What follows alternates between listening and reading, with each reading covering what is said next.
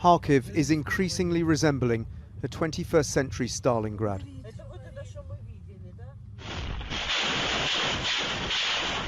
Only this time it is Russia laying siege to a city which is defiantly resisting. Somehow, amid all this, its residents are surviving. The day after a missile slammed into Kharkiv's town hall, we asked a resident of this city, Anastasiya, to document what's happening to her home. My city, Kharkiv, is under constant attack. Bombings, rocket fire, artillery fire, all day non-stop. Just today, 4 Russian warplanes flew near my house. Look what they done.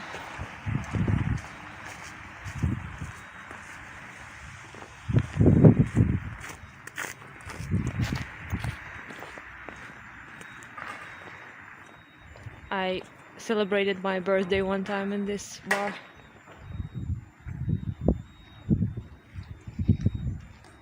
Look at this. It was such a cool place. This is 15 minutes walk from my house. We heard a very loud explosion. The doors shook and windows too. And this was it. Apocalypse now. And among the ruins we have found a little dog. Look at him.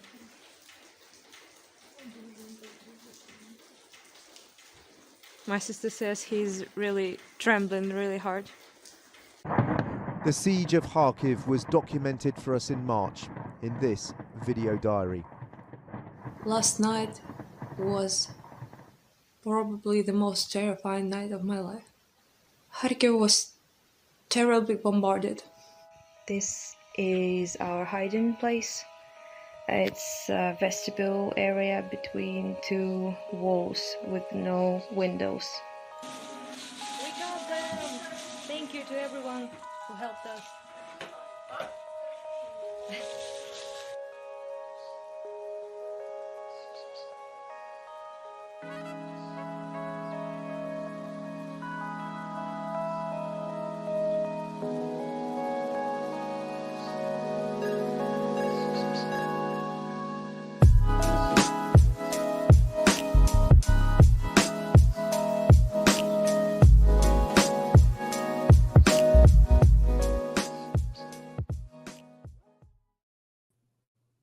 Thank you, everyone, for coming to a special episode of Deep Drinks Podcast. My name is Dave, and for those who don't know, this is a podcast where we have deep conversations over deep drinks. The guest chooses the drink of choice, and we use that to facilitate the conversation. For those who don't know as well, we're trying really hard to get to 1,000 subscribers. So if you like content like this, subscribe, and we're going to be doing a charity stream, much like this one, but for 6 hours long when we get to 1,000 subscribers. Before we start, I do want to mention a few things on the war, just so everyone has the correct context before going into this. So some notes on the war. It has been 7 months since Russia's invasion of Ukraine. In that time, 6,114 civilians have been killed, 390 of which were children. On the 15th of September 2022, several mass graves, including one site containing at least 440 bodies, were found in the woods near the Ukrainian city of Izum, after it was liberated by Ukrainian forces. The 414 bodies included 215 civilian men, 194 civilian women, 5 children, and 22 servicemen. Most of the dead showed signs of violent death, and 30 presented traces of torture and execution, including ropes around their necks, bound hands, broken limbs, and genital amputation. The parliaments of Estonia, Latvia, Canada, Poland, Lithuania, and the Czech Republic, along with Ukraine, recognize Russia's war crimes as genocide against the Ukrainian people. So with those few things said, I'd like to introduce our very brave guest, Anastasiya Paraskevova, who is the Ukrainian citizen volunteering on the front lines of the Russian invasion. Her father was tragically killed by a Russian missile while standing on the balcony of his Kharkiv home. Anna will share her life in Ukraine, living under siege, and what she is doing to help. Thank you so much for coming on, Anna. Hello. Hello. So we had some technical difficulties, but everything worked out in the end, We and fixed we it. got it sorted. We probably restarted the computer and phones about 4 times, but we got it working. So 5. well, Anna got it working 5 times. Anna got it working. So, Yes, yeah. 5 times. So first of all, I don't normally do content like this. Normally my focus is on religion, philosophy, and science, but I saw you on Destiny stream and my heart just went out to the Ukrainian people and to you and to your story. I thought you were awesome, and I just knew that I wanted to have you on to have a conversation, and thank you so much for coming on. Thank you. But when I reached out, I was like, okay, Anna, you're in a war zone. Obviously you're not drinking anything. Like, it would almost be inappropriate to drink, and you said, fuck no, we're Ukrainian. Well, I don't know if you said fuck no, but you said, no, we're Ukrainian, we drink. It's always appropriate to drink in Ukraine. Yeah, and so I was like, okay, cool. So what have we got to drink tonight? So what I have is this, which is a Ukrainian brand. It's a white wine. Kind of semi-sweet. So I know you can't get this brand like in Australia, so you maybe have something similar and we can, share a drink. I looked everywhere, but I think at the best of times, if there wasn't a war going on, it'd still be hard to find. But I couldn't find it. I even put out a message we have a Facebook group of the community I live in, and I said, does anyone have a bottle of this wine by chance that someone gave them or something? But I couldn't find it. Probably some secret Ukrainians. Probably. But I've got some semi-sweet white wine here, and I'll be drinking it with you. And you've got like a badass goblet. Like, your glass is like cool. Thank you. It's not mine. It's like people whose apartment I'm living in right now. So cheers to them, I guess. Awesome. So yeah, well, that's a great place to start. Where are you living right now? Right now I'm in Kyiv, and I go to Kharkiv, my hometown, every now and then mostly for volunteer work and to translate for journalists and people who come to see. I can swear, right? Yeah, absolutely.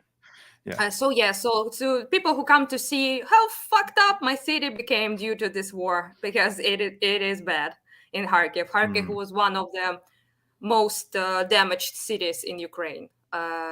After like Mariupol, obviously that's the worst. But after that, probably cities in Kharkivska Oblast, which is like Kharkiv region.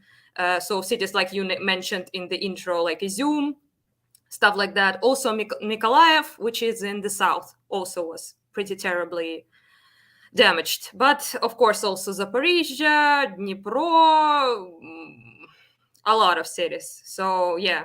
And I live in Kyiv right now. We have a childhood friend of my father. His apartment here is now empty because his family left to France. So he basically suggested for me and my mother to stay here for a while, so my mother can chill a little bit, to be a little bit more far away from the active war zone. But just a couple days ago, they did in fact ruined our vibe again. Russians killed a bunch of people here. They shelled city center. A siren. Oh shit! Really? A minute.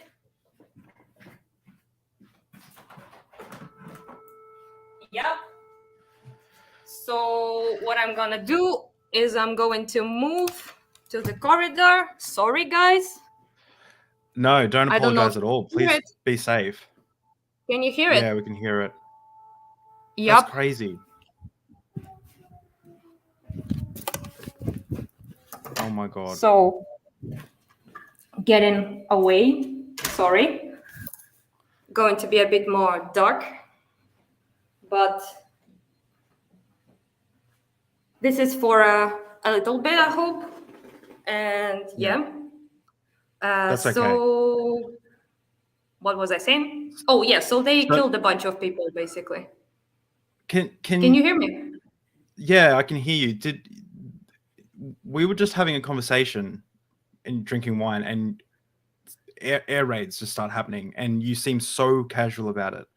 Like it Well, must be, you must be so desensitized at this stage to the constant threat against your life. yeah, I'm not like particularly afraid right now, as you can see. It's just it's better to move away from windows and from windows basically, because the explosion can kill you, the shrapnel can kill you, glass from the window broken can kill you.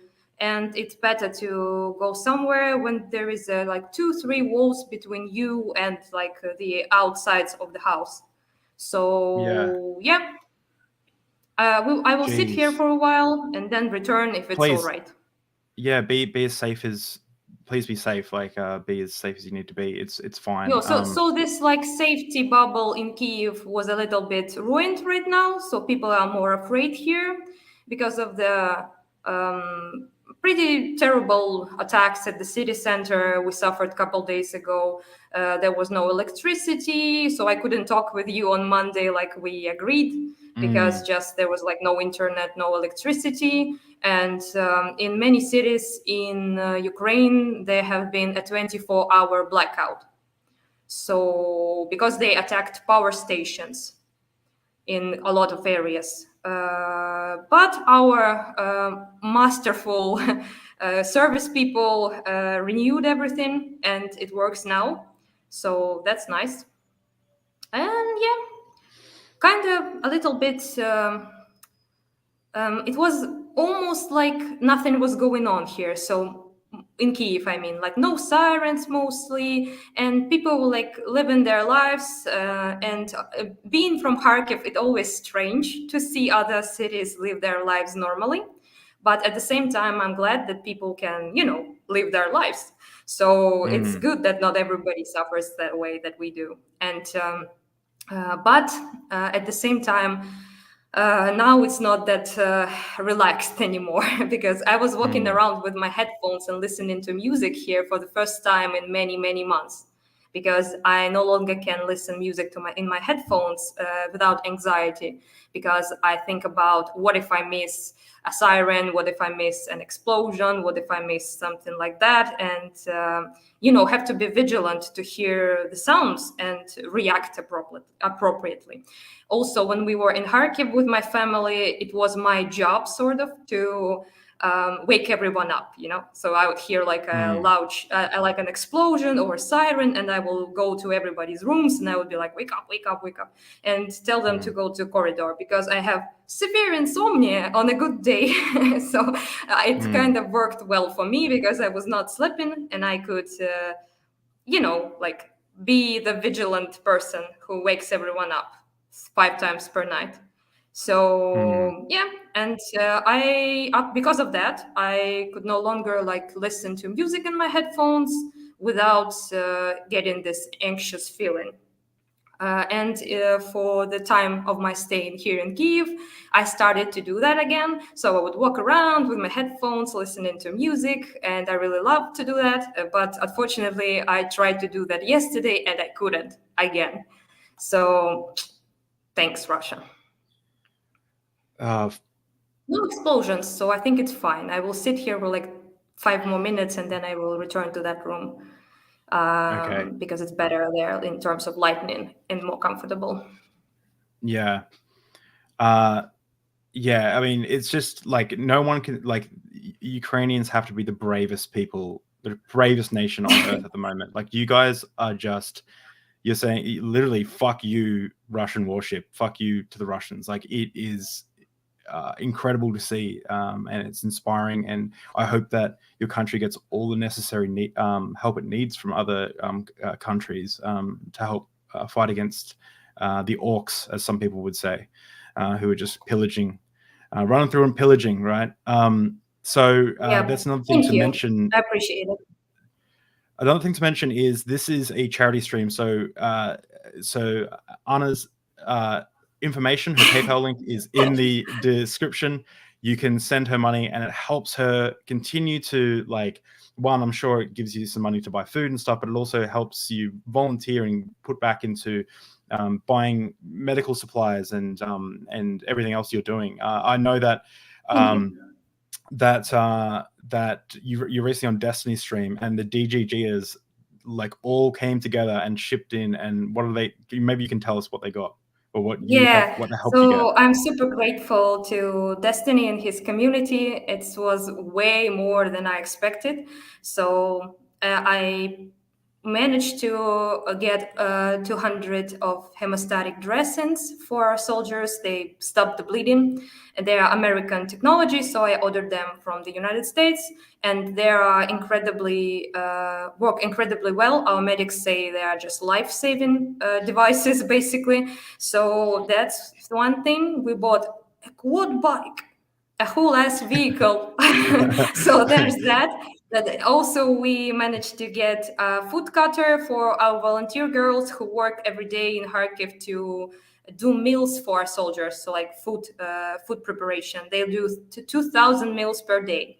So that's for them. Cool. I will show it on my Twitter, and also all sorts of stuff. We bought power banks for the soldiers. We bought how do you call that? Shina.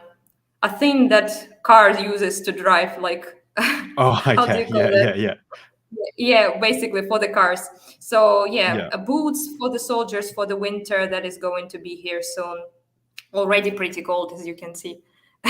So so it's a lot of stuff, and we are not like stopping anytime soon. I donated money for Army of Drones, which is a Ukrainian donation for getting us drones. And also I donated to Come Back Alive $2,000, which is also a Ukrainian charity that both helps our soldiers with medical aid and with weapons as well. They even are allowed to buy weapons. So things like drones, javelins, stuff like that. Yeah. And this is all this is all just going towards like helping keep your country safe from an invasion, which is exactly what I think I can return. I hope. Let's go back. Well, be safe. Nothing is exploding, so seems like it's not us who were shelled. Someone else was. So lucky us, I guess. Yeah. I'm back in the better spot. Anna's been sending me. You've been sending me videos and photos and updates. For the last few days since we got in contact. Oh, I'm sorry. I haven't finished like talking about the aid. Oh, so yeah, sorry. We bought a lot of stuff, and I show everything like receipts and stuff in my Twitter. Oh. And I wanted to say to everybody who donated, just you're the bestest. Yeah. I really appreciate it. And DGGers are biggest cutie pies. I love all of you. DGGers, I mean, they have a bad rap on the internet sometimes, but you can't deny that they do some cool stuff. No, they are my cutie pies. Hey, yeah, they're my. Well, I don't know what they are. They're my. I love the DGGers. I would call myself a DGG. I just don't. I watch Destiny's all of Destiny's stuff. I just don't go on. I just don't go on his chat. I see. So I got some messages like pretty much saying that they're like demons from hell. And DGers, I mean, and Destiny is also like, I got so many people, crazy people who just hate him so much, and they just write to me they're like, you lie about Destiny, and I'm like, what the fuck am I lying about? I'm not even like talking about him. Yeah, weird. I know it's I think the problem is, and I've been watching Destiny since like 2016 or 17 or something. I can't remember. Maybe it was the JonTron stuff that I watched. Like it was that. Unaware. I'm sorry. I don't know the drama. I think. Well, I think he just makes a lot of good points, and it pisses a lot of people off. And I think then he can be really snotty about it as well, which is awesome. I watched like some of his stuff, also quite a lot of his Ukraine coverage. Obviously, that's why I wanted to, talk with him in the first place. And he pretty much decided to talk with me because I think he saw my Dylan Burns, who is a friend of mine, who did interviews with me. And so he saw that, and I think then he said that he would be like willing to basically talk with me. So I like contacted him, and voila. Awesome. Basically. Well, I'm so glad you went on there and you got the attention you deserve. I just have to mention though, for all the DGGs that I can see in chat, that Destiny is I think he's on point with everything except for has the absolute worst food takes of all time. There's a compilation of the absolute worst food takes of all time. Like I will debate him day or night on any of that stuff. It's ridiculous. But anyway, beyond the point. Doesn't really hurt anyone, really. That's a good point. Yeah. Food text. Yeah, exactly. So I also wanted to mention, so all the donations, they go straight to you, go straight back into helping the Ukrainian community and the army and helping keep people safe. And I saw you sent me videos of people getting using the bandages on civilians, so like the soldiers were helping the civilians and stuff. We also have a little bit of merch that I designed. 100% of the proceeds go to you as well. So I just designed this today. I'm not a graphic designer, but as you can see, Russian warship, go fuck yourself in Russian, Ukrainian, and in English. And it has it's got the stamp, that famous stamp that you guys that the Ukrainian Post put out, that was like had a soldier flicking off that ship. one. So yeah, I designed that. It's on hats, it's on cups, it's on anything, any cent that we raise through this will go straight back to Anna. But obviously, of course, the best way to support you is to go just to transfer you paper money straight away. A minute, I will close the window. Okay.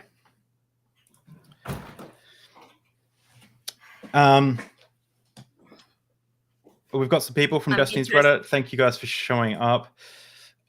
So I want to give you like a place to open up and be free to talk about whatever you like. Obviously, you've gone over your story a lot though. So, but if you do feel like going anywhere, if you want to talk about the Spice Girls or whatever, like I don't care. You can talk about anything, all right? But I did think a good place to start was to talk about a little bit of your past, and that is about how you left school to be a revolutionary of sorts. Well, tell me about that. Kind of, right? Tell me about it. It's just there were other reasons as well, but this one was quite major. So when I finished school, I was pretty interested in how the society works and stuff like that, and I wanted to be like a social worker or something like that. So I went to university and I did my exams and I got in, and it was sociology in the University of Karazina, which is like big university in Kharkiv. And I would like to point out that you guys, I think, call everything like college or something, but in Ukraine does not call it college. College is way lower in the education prestige and quality than university would be. So it was kind of like a cool place, basically, by our terms, to study in. So I went there. My father also went there, and my sister. So my father was he started physics, and my sister is a psychologist. So I went there, and I was pretty disappointed, honestly, with what I was studying there. But I had like no real like concrete desire to quit right until revolution started, because I was 19 at the time, I think. Yeah, 19. So 19, and I turned 20 like in the process of the revolution. So I was very supportive from the very beginning, like first like week, but I did not like actively participate. But then I started to hear opinions of my professors in the university about what is going on. And those opinions were incredibly insulting to the Ukrainian people. A lot of them were like straight up laughing, very like pro-Russian, and incredibly, how should I say it, just nasty towards the protesters, and saying that they deserve to be like mauled and shit. and, you know, repeating this Russian propaganda shit that Russians themselves said afterwards and in the beginning and in the process of the revolution. And they did not support our will to be part of European Union, which at the time most of the people in Ukraine wanted, like 60 something percent. And the fact that people went to the streets to protest the tyranny of the Yanukovych, our president at the time, who was basically a Russian puppet. So he changed the course to European Union that was established to entirely different place, which is Russia, that place. Surprise. So he was like very much like that. And people, students that went out in Kyiv to protest when this all began, they were like, wait, dude, we were like going entirely different way. And why are we changing course that the majority of the country wants? So they pretty much my age, like 19, 20-year-olds, went to the streets to protest. It was very kind of like chill, peaceful protest. And he said, beat them up. So students were beaten up to a pulp who were protesting there. And after that, a lot of people saw what happened. And even those who were like, who cares about European Union, you know, like people who didn't really care, they cared about that. They cared that president allowed himself, and we have an administration that allows itself to shit all over us, that have no whatsoever respect for our will, for democracy, for their people. So people went to the streets. Millions of them went to the streets. And it lasted pretty much entire winter. So, and then Yanukovych obviously ran away to Russia. Okay. To Russia. So yeah. What, so, what, you know. So what year So was why this? I left university is because I was very much disappointed already in what was going on in there. But I wanted to be part of the revolution, like all day, every day. And that's what I did. And I don't regret it that much, to be honest. But yeah. I mean, you shouldn't regret it at all. That sounds like that's a great story to tell, you know, your grandkids, or if you know, when you're older. That's like so cool, like to do that, to stand up for what you believe in and, you know, say fuck you. Yeah. So was that the Euromaidan Revolution? What? Say it again, please. Was that the Euromaidan Revolution, the Revolution of Dignity? Yeah. You call it like Euromaidan all the time, but we just call it Maidan. Yeah. And also Maidan. the Okay. Revolution of Dignity. We say Euromaidan sometimes, but it's, I think people just sometimes in the West especially, they like a little bit too much concentrated on the Europe part. So like we wanted to be part of European Union. That was true for many people who went to the Euromaidan. But not everybody. Like many people said, fuck European Union, we don't want it. We want to be like independent from both Russia and European Union. Some people were like, well, I don't know, I'm not sure. Some people were like, yeah, we should like kick Yanukovych out, but still be friendly with Russia. So it was very like different opinions there. But the one opinion that was most important and everybody cared about is that we are Ukraine and we will not allow our government to turn into a tyrannical one. And Yanukovych pretty much tried to do that. He came up with the laws that prohibit gathering of people, that prohibit free speech in all sorts of ways. So he was on its way to turn us into something like Belarus. Maybe not as bad, but something like that. So completely dependent on Russia in everything, and with a cute little dictator on the top. So he wanted to be that, I think, which I'm sorry, dude, did not work out very well for him. But because we are not Belarusian, we are not Russian, we are Ukrainian, and Ukrainians will not allow this shit. So we didn't. People died. 100 plus people died. People don't know that actually, but more than 500 went missing and were never found. So there's that.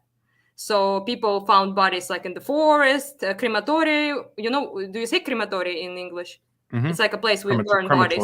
Yeah. That. So they were working like crazy in Kyiv. So pretty much Berkut, which is like special forces, like military like stuff, you know, they used against protesters. They were like killing people, throwing them in the forests, like burning their bodies in crematoriums and shit. So it was snipers, all sorts of stuff. It was like escalating, but people did not give up. They did not back down. And this is what you get when you don't back down. Eventually you win, I think. So this is, I hope will be our story this time around as well. It sounds yeah, it's hard for I guess for me to fathom what you guys have gone through as a country, because we don't have like any of that kind of conflict in Australia as of yet in our history. Thank fuck. Yeah. Not the best time, I'd say. We don't have a little dictator near us, unfortunately. Or not, unfortunately, sorry. But I would also like to point out one thing, that many people at the time, at the beginning of the revolution, we didn't talk much about Russia, because we were not under impression that this was their doing. So we mostly were like, this particular guy, like our president, it needs to be removed. So, you know, like, no, we did not like talk. Some people did say about his allegiance with Russia and stuff like that, but it was not like anti-Russian per se at the time, because it was something people didn't know and haven't figured out who was actually standing behind all of that. And many people in cities like my Kharkiv, who also had pretty serious protests, and they were much more sympathetic to Russia at the time because of the, you know, all the history that was. So we were Russified heavily. We speak Russian because Ukrainian was prohibited, discriminated against in Russian Empire, and then in Soviet Union as well. So the entirety of the east of Ukraine speaks Russian, not because our ancestors chose to, but because they were forced to. So this is pretty much what they do. If you Google how many people in Belarus know Belarusian or speak it, not much. Almost entirely dead language. Like maybe like 20% of them speak it. So yeah, this was the fate they wanted for our language, our culture, since Russian Empire days. So there were like things like Emsky Ukaz, Valuyev Circular. Those are real laws that you can Google in Wikipedia. They were like prohibiting Ukrainian literature, prohibiting learning in schools in Ukrainian, prohibiting pretty much like everything that has to do with the language. Then they even prohibited like not educational literature, but all literature in Ukrainian. So poetry, like, you know, everything. So yeah, and in Soviet Union times, they did not straight up prohibit like they did in Russian Empire. So, but it was like a more softer Russification. So they would not like straight up prohibit Ukrainian language, but they will discriminate heavily against people who spoke it. So you would be Ukrainian was considered and is still considered by them not a language. So spoiled Russian. Literally what they say. So it is if you spoke like Ukrainian in Soviet Union days in Eastern Ukraine, then people will call you, are you rural? Are you a villager? Are you dumb? Are you not intelligent? You know, stuff like that. Honestly, it's quite typical imperialist shit. I don't know when people are so surprised in the West about it. It's not that like particularly different from many other imperialist like colonizing stuff that people did all over the place. They just, especially Americans. No offense to you dudes, you are great. We are grateful for, you know, all the help and all the support. But sometimes they just cannot even imagine that white people can, you know, do that to each other. It's very strange. They're like very all about race, which I understand. This is something they care about in their country. Makes sense due to racism and all sorts of stuff. I understand that perfectly. But people are very capable of hating each other, even if they are the same color. And Europe is the best example of that, I think. So, you know, and people like at each other's throats here all the time, despite the fact that you know, we are all kind of the same to you. So yeah, and a lot of race realists and stuff on online discourse will say like, oh, Europeans, and they'll class all of Europe as one big like group of people, and it's like, So do you know any history at all? Like, yeah, it's like, you know what? My advice would be go to the Balkans. Now there is, it's like this big, and countries are this big, and they all hate each other and at war all the time.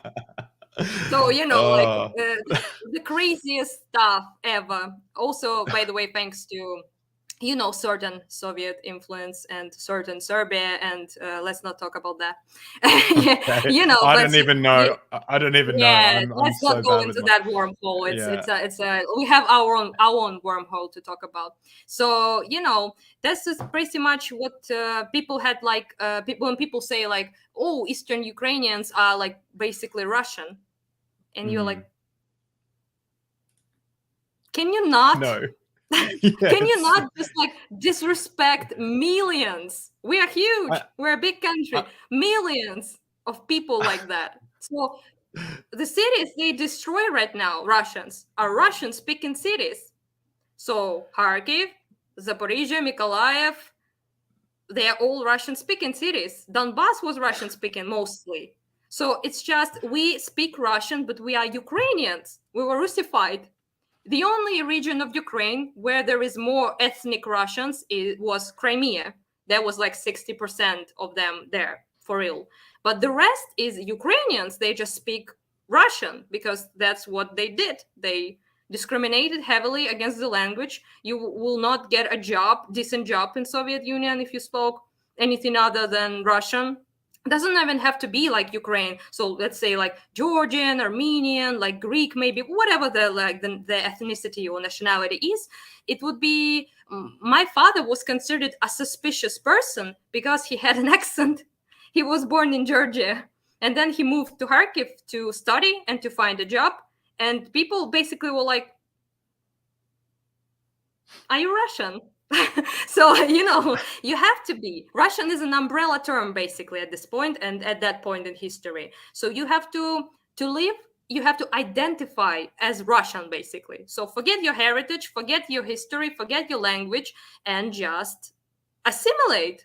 Or else, well, you can live, but people will like laugh in your face basically. So so I'm people not sure felt if deep. I was going to say, Yes. I'm not sure if you sent me a link or not, but if it was you, but it was like people were so ashamed of the Ukrainian heritage Yes, that they I would talked about pretend it to be in Russian. Destiny.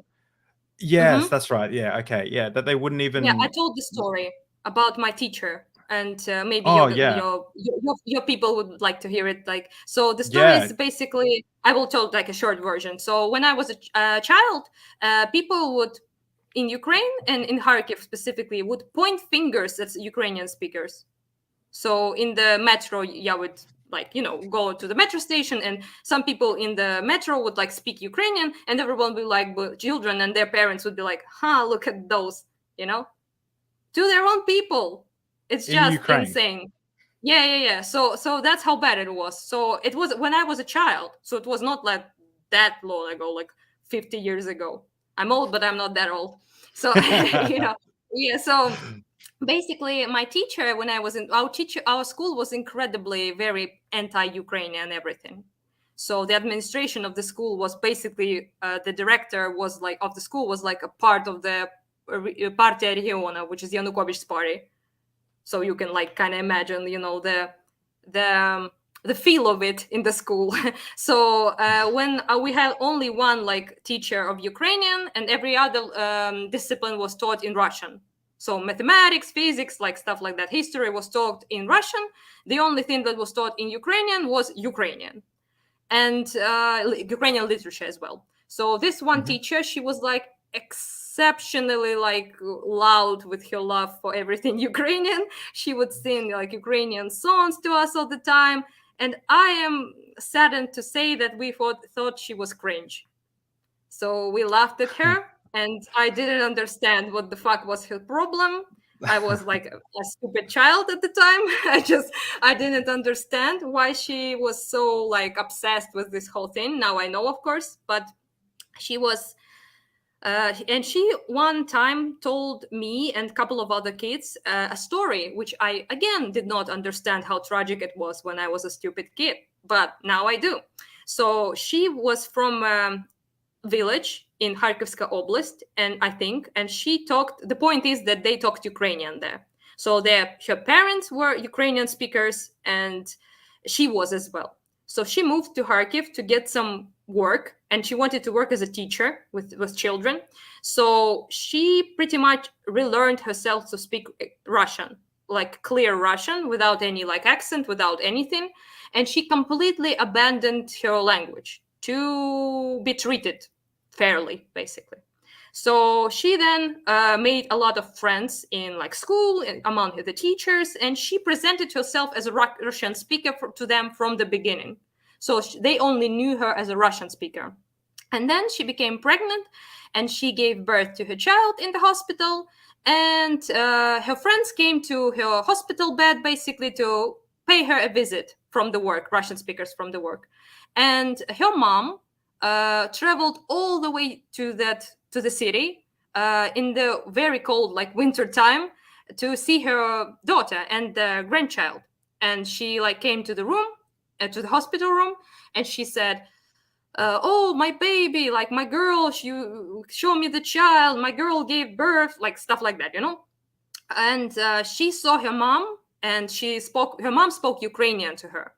And she like looked at the faces of her co-workers in the room, and she was like petrified that they will find out that if her mom speaks Ukrainian, that means she speaks Ukrainian, or at the very least she's from Ukrainian-speaking family, basically. And she was so terrified of that she like straight up in the face of her mother told her that she doesn't know her. So she said, "Go away, crazy woman, I don't know who you are." I think the story just shows like just how ashamed people were, to what degree. And her mom did not say a word because she understood perfectly why she did that. It's so and sad. she answered in Russian, obviously. But so the mom then just went away. Sorry. This is just sad. No, it's know. heartbreaking. What's going on? I told that story a million times and I didn't cry. I don't know what's going on. This is what we do. This is deep drinks. She You then wouldn't be the said, first person that's cried on here, so. Yeah, sorry. So she then said that my teacher said that this was the last time she saw her mother. She died afterwards. And she basically said that there was a complete silence in the room, and the only thing that was heard was the heartbreak of her mother. I forgot that bit. Yeah, that bit kicks in. So then my teacher then completely changed like everything she was doing. Basically, she was like proudly speaking Ukrainian everywhere. She was like singing songs, but I think she in a way felt like very guilty about what she did to her mother. So she was like trying to compensate, basically. And today I'm glad to say that no one will point a finger at you or laugh when you speak Ukrainian in Ukraine. Yeah. And this happened pretty much after 2014. So this like wall between us, between the West and the East, was completely destroyed.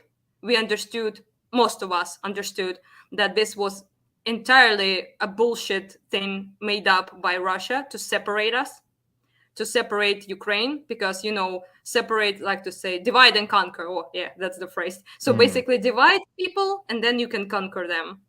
So saw division between them, like in terms of language, in terms of culture. Many people in Eastern Ukraine, my like childhood friends, were entirely convinced that if they go to the West, they will be like kicked in the head because they speak Russian. And then I was in the West all the time, and I was like, it's not true. People will treat you just fine in the West. If you go there and speak Russian, nobody will be angry at you.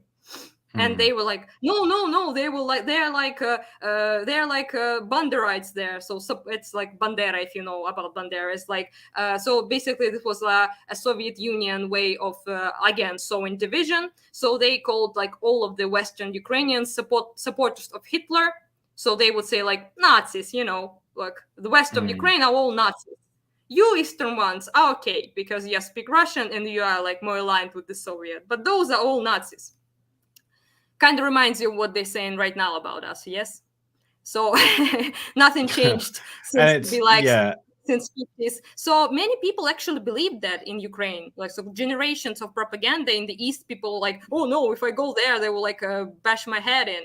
And I was like, guys, it's like not true, even in the slightest. And then they will go to like, Lviv or something, and they were like, well, they are like incredibly kind, nice people, and nobody like said a bad word to us there. And I was like, I love. yeah, Well, you don't I even know. have bad words. That's something we learned about when we're designing Oh that. yeah. That's T-shirt. actually it's something I told David, but to your guys out there who's listening. So there are pretty much like two languages where there is like specifically swearing like words that mean only the swearing.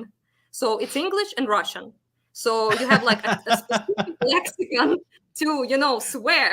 Most languages, as far as I know, don't have that. So in Ukrainian, you would use your typical words like a swine, maybe like a pig, or like a stupid or something like that as a swear word. So you don't have like something like fuck or like can you say that c word? Like that one. Yeah. So You can say whatever yeah, you want. so you don't have like that, like kind or something like that. So in Russian you do, and I will give it to Russia. Russian language in terms of swearing is superior. I will have to give them something. I will give them that. Yeah, So that's fair. That's fair. they are good at genociding, at swearing, at drinking, and at destroying other people's cultures.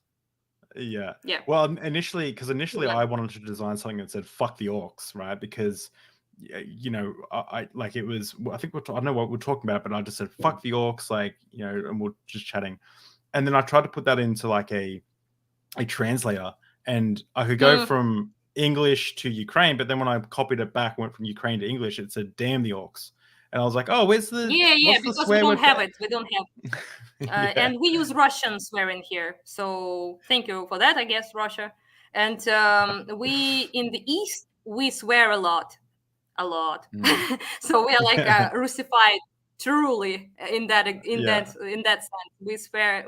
I am a Russian speaker, by the way, for people who don't know. So I know So Ukrainian, you speak obviously, but you speak three languages then. yeah. Well, sort of. Like English is not as good, but I feel like you speak English better than I do, so that's saying something. not So. true. Come on. But No. thank you. I appreciate it. So yeah, so I kind of like we use their like these swear words, and people in the West don't swear as much, actually, which is kind of funny because they are so demonized. Like, but they're like the sweetest, like most nicest people. We hate the Russians way more than they do. Because they basically have not been for once Russified. They were in Poland, in Austria-Hungary, in all sorts of empires that were trying to divide us. It's not only Russia who constantly took pieces from Ukraine, and we were like, we just want to be whole, we just want to be free, fuck off. But this was like our story, basically. It's not only Russia, but all those parts of Ukraine that were not in Russian Empire, they speak Ukrainian still because they were not implemented strong policies to eradicate the language. So that's why parts that were, for example, in Poland, in like Polish Empire of Ukraine, I mean, they still speak Ukrainian. So they were not like made Poles. So basically, they did not start to speak Polish. But in Russian bits that were in Russia, Ukrainian parts that were in Russian Empire, Russification. So the language was eradicated. Is there a huge difference between Ukrainian speech language and Russian? Like if you said a sentence in Russian and then said a sentence in Ukrainian, is it quite similar phonetically, or is it? This why I'm smiling is because this is like the question for some reason. People ask it on like Twitter and everywhere, like all the time. And people who never spoke either of those, like from the Western countries, English-speaking countries, they're the same, and they're like, no. So I needed to I speak the languages. I know they're not the same, but this is like part of Russian propaganda, basically, right? So it's not a language; it's like a dialect or something, like a spoiled Russian, as they say. Yeah. Well, yeah, but I did actually some research just to know what to tell to these people, and it turned out that it was actually more different than I expected it. So I was using examples like, for example, Danish and Swedish. So they are recognized as different languages, although they are pretty similar, right?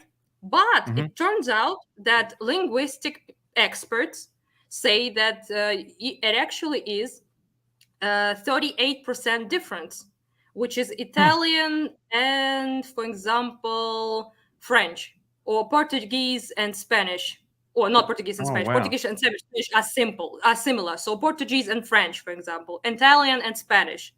So it's more than between Wow. these languages. And I'm pretty sure that Wow. nobody will say that Portuguese and French are the same. So Well, they have you like haven't met a lot of similarities.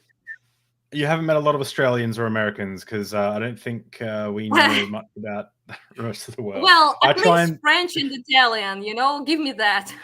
Give me that. yeah. Those are different. So it's pretty big, significant difference. I was not even expecting that myself. I knew they were different, but I didn't know how much. So this is a pretty substantial difference. We are much closer to Polish, for example, than we are to Russian. And yeah, if I say a sentence, I like posted words all the time, but some words are kind of similar and some are entirely different. So this is basically how it goes. For example, I would say something like, let me think, in Russian, for example, украинский язык очень отличается от русского.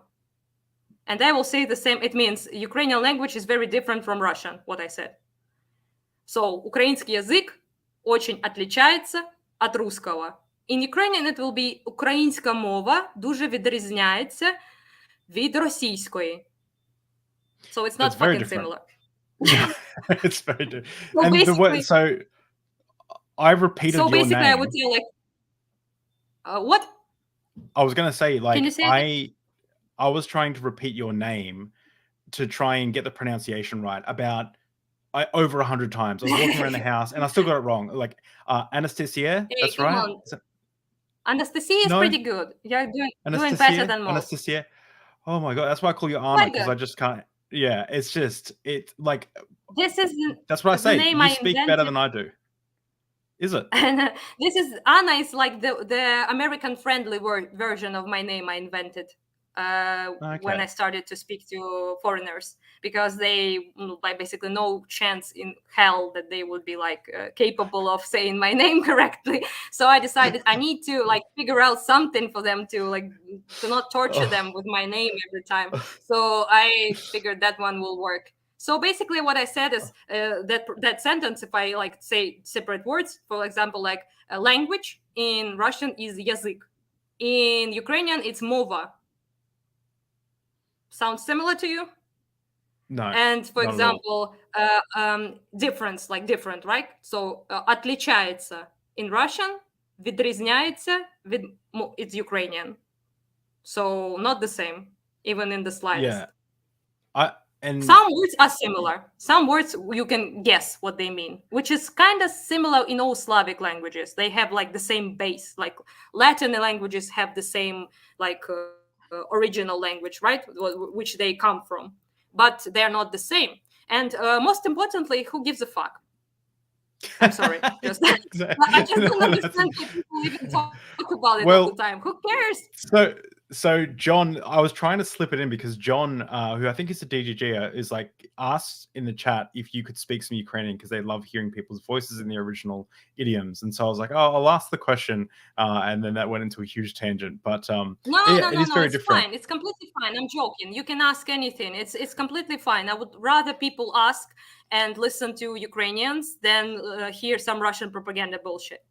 But it's just, to me, it's kind of funny to people that people even talk about it all the time, because just even if they were very similar, what the difference does it make? Yeah. So, it doesn't mean exactly. It's nuts. It just feels sometimes like we have to justify our own existence all the time. A little bit exhausting.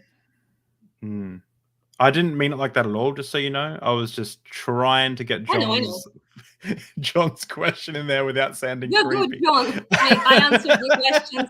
It's just that I answered this question so many times already, but I will again. I am comfortable with talking with people who are willing to listen to Ukrainian perspective, not just, Yeah, and I've learned so much since getting in contact with you. I've been doing my research. I started reading this book called I'm going to forget the name, aren't I? Right as we're talking about it. But I started reading this book. Let me just find it. Oh my gosh. And it's frozen. Oh, On Tyranny and On Ukraine. So Lessons from Russia's War in Ukraine by Timothy Snyder. And he talks especially about Putin a lot through it. And On Tyranny was actually a book that he published like ages ago, like a few years ago. And then Awesome. he's updated it to go like, see, like I told you, like all these things, like Putin is being tyrannical. Like I said it all here, and then talking about what to do. And yeah, so I learned a lot about I'm sad to say I knew hardly anything about your history, Ukrainian history, Russian's history, or much of Europe's history, to be honest, besides World War II. Oh, that's fine. Yeah, nobody expects you to be an expert, so yeah. Plus there was like very much an effort on Russia's part during Russian Empire and then Soviet Union, like I said, to make us completely invisible. So our perspective was pretty much not heard anywhere until 2014 revolution. So this is, I would say, the time when we got ourselves a voice in the world, because the only version of history was Russian one. So you would browse websites, for example, even Wikipedia, for example. Russian Wikipedia, when it comes to Ukraine, Soviet Union history, is a bunch of bullshit. And people in English just translate that, So they translate like Russian version, and that's all they have. So I understand that completely. And we did quite a lot of effort to somehow remedy that. So basically show our version and reality, actually. Not our version, I should say, but what actually happened. And this is a problem, I think, with a lot of imperialists and colonizing powers, because they tend to appropriate culture of other people, pretend it's theirs, which they did to Ukraine on multiple occasions. And they also make people voiceless, so invisible. So it's only version of those who are of someone who is a conqueror, who is the strongest one, is the version we know.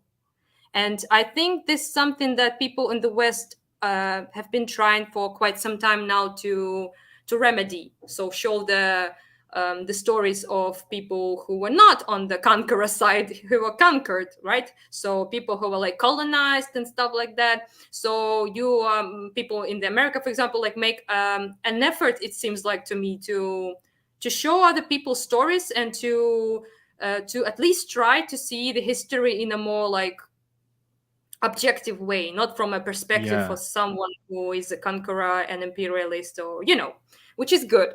But this is something, for some reason, those very people who are very hate imperialism, anti-imperialism, anti-fascist, people like that, and they see us and they're like, fuck you, don't care about you, Ukrainian, I mean. So, and I'm always confused about that, because this is the most blatant examples of imperialism, discrimination, oppression that you can fucking find, and they just close their eyes to it. And kind of hurtful, not gonna lie, but not all people are like that. So there's that. A lot of people support us and want to know what we have to say, which is pretty cool. But there was not a lot of that.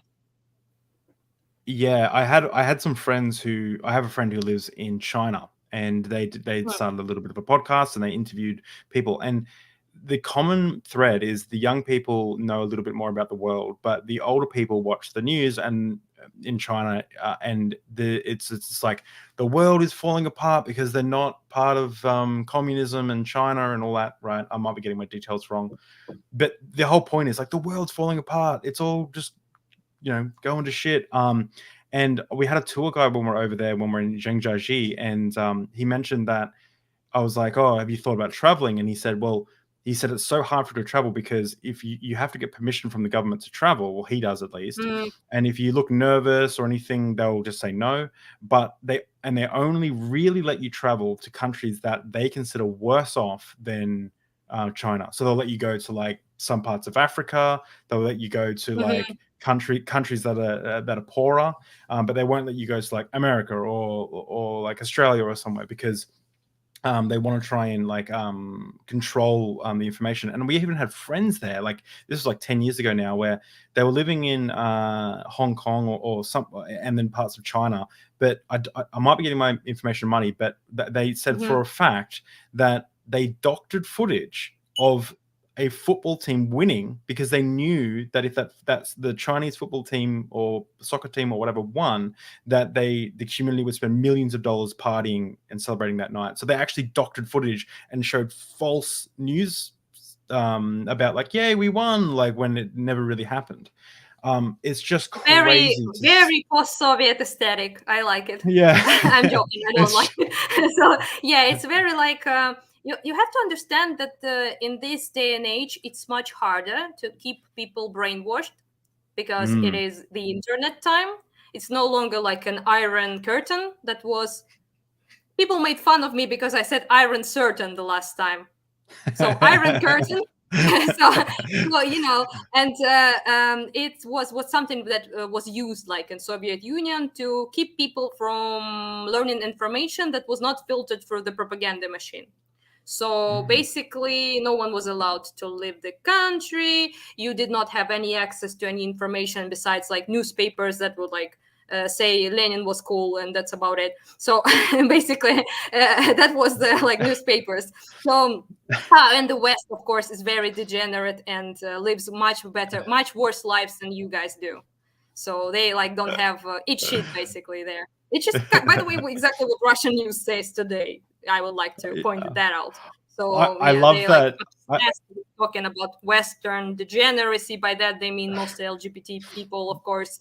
They like to talk about how like everything is falling apart, the West is falling apart, and you know all of that shit. And they talk about it like nonstop. It was something I was actually surprised with during again revolution time. It was like many revelations in that period for us, I'd say. So when I have like most of my relatives live in Russia. So I basically was talking to them, and my mother was, and what were they saying about what was going on here? I was just, what? So Nazis everywhere, like Hitler parades, like shit, and people like who are on Maidan are like crazy, some kind of like Nazi terrorists, and they're killing poor police guys all day, every day. And, you know, and I was like, wait, this is definitely not what is going on. And they were like, no, it is. The TV shows it. And I was like, forget the fucking TV where your relatives were telling you it's not what's happening. And this was the time when I felt like, well, something is not right in that. It was something is not right with these people. And I started, and a lot of Ukrainians started to watch TV, Russian TV, to like learn what the fuck are they showing there. So people have these opinions. And we were like, well, like that. So everything they showed was a complete bullshit, like 99% bullshit. And the most interesting part was that they were talking, I think someone did a survey, and they showed that Russian media at the time of Maidan was 85% or something not about Russia. So news coverage, news media sources, they covered Ukraine in the most like false way possible, and fear-mongering all the time about Nazis and shit. And they also talked about how West supports this like coup, and which some people still call it not a revolution, but you know, a coup, and also talk about gay people for some reason. And I was like, 85% of your coverage on TV is not about your country.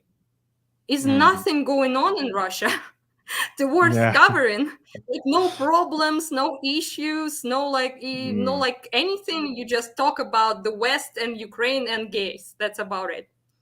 And then I realized what was happening. Basically, I understood that this was a propaganda machine that started to work in a very like terrifying way during exactly Maidan time, because they were, I would say, that they were like trying to show it in a certain way, and as well also preparing their people, creating the informational space for their people to be okay with what is going on now, and with what they did in 2014.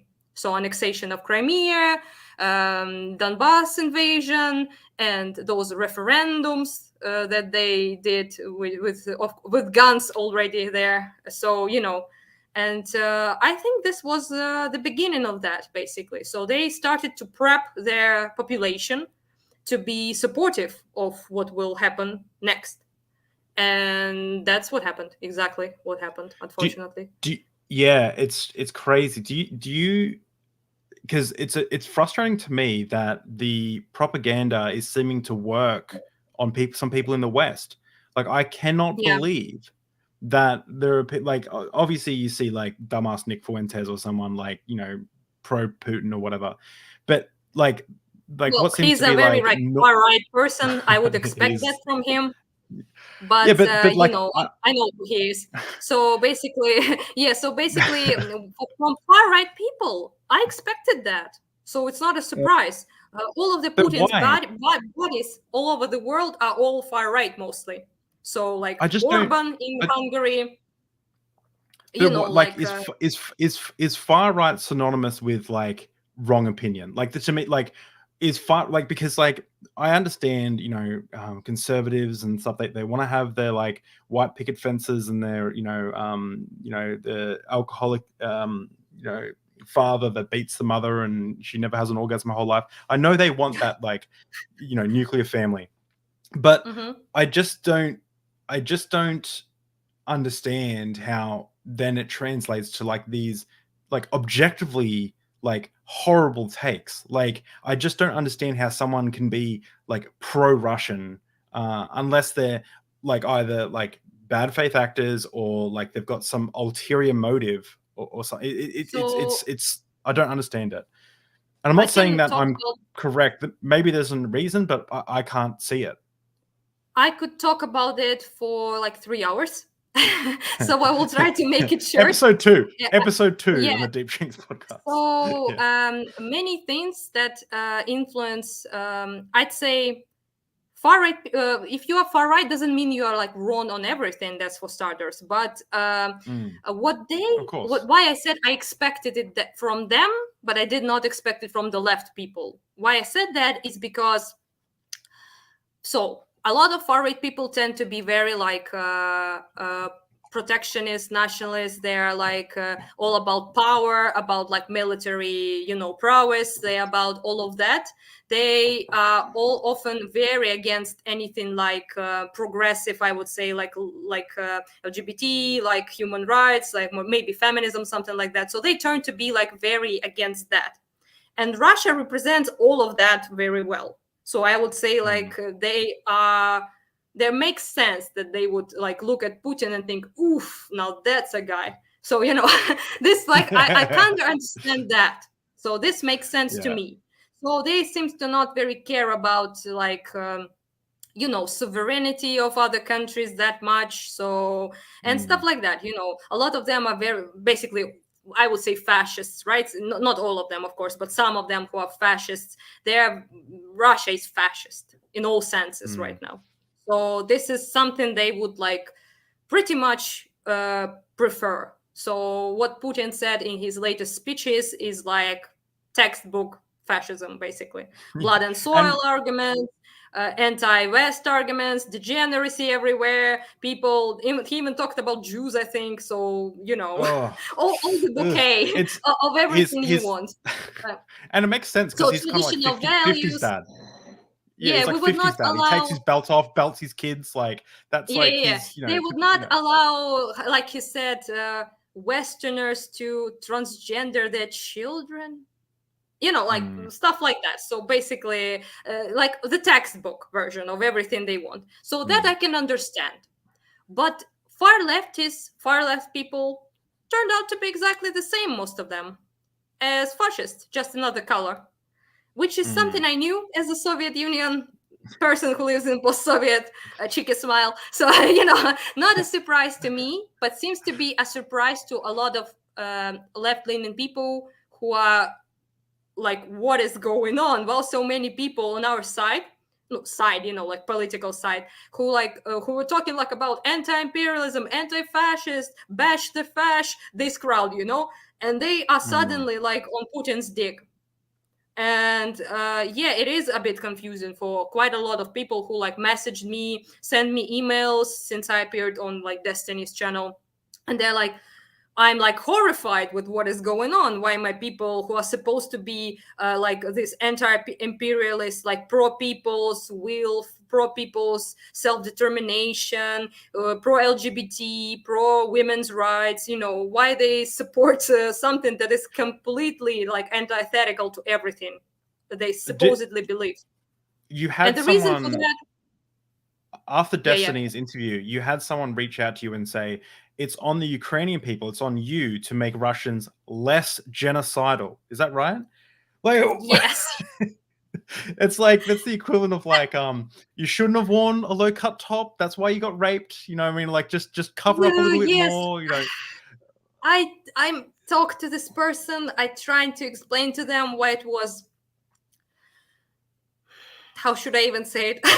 Why it was exceptionally offensive what they said, and how it's completely like wrong, like just morally on every level. And yeah, people send me stuff like that, and most of them, I figured out, operate on the thing that America is bad. That's all their politics are made of. So basically, America bad, and everything that stands against America, even if it's fucking North Korea or Russia, is good actually. So I know it sounds like dumb and ridiculous, but that's basically what they base their opinions on. It's so you would talk to them.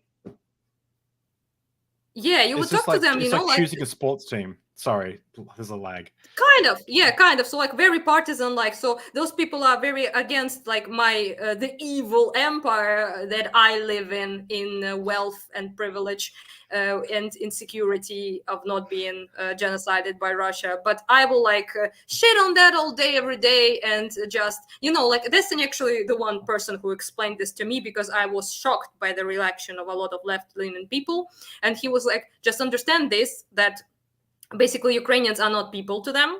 Just accept this as a reality, basically. And they are just see you as this proxy war between Russia and America.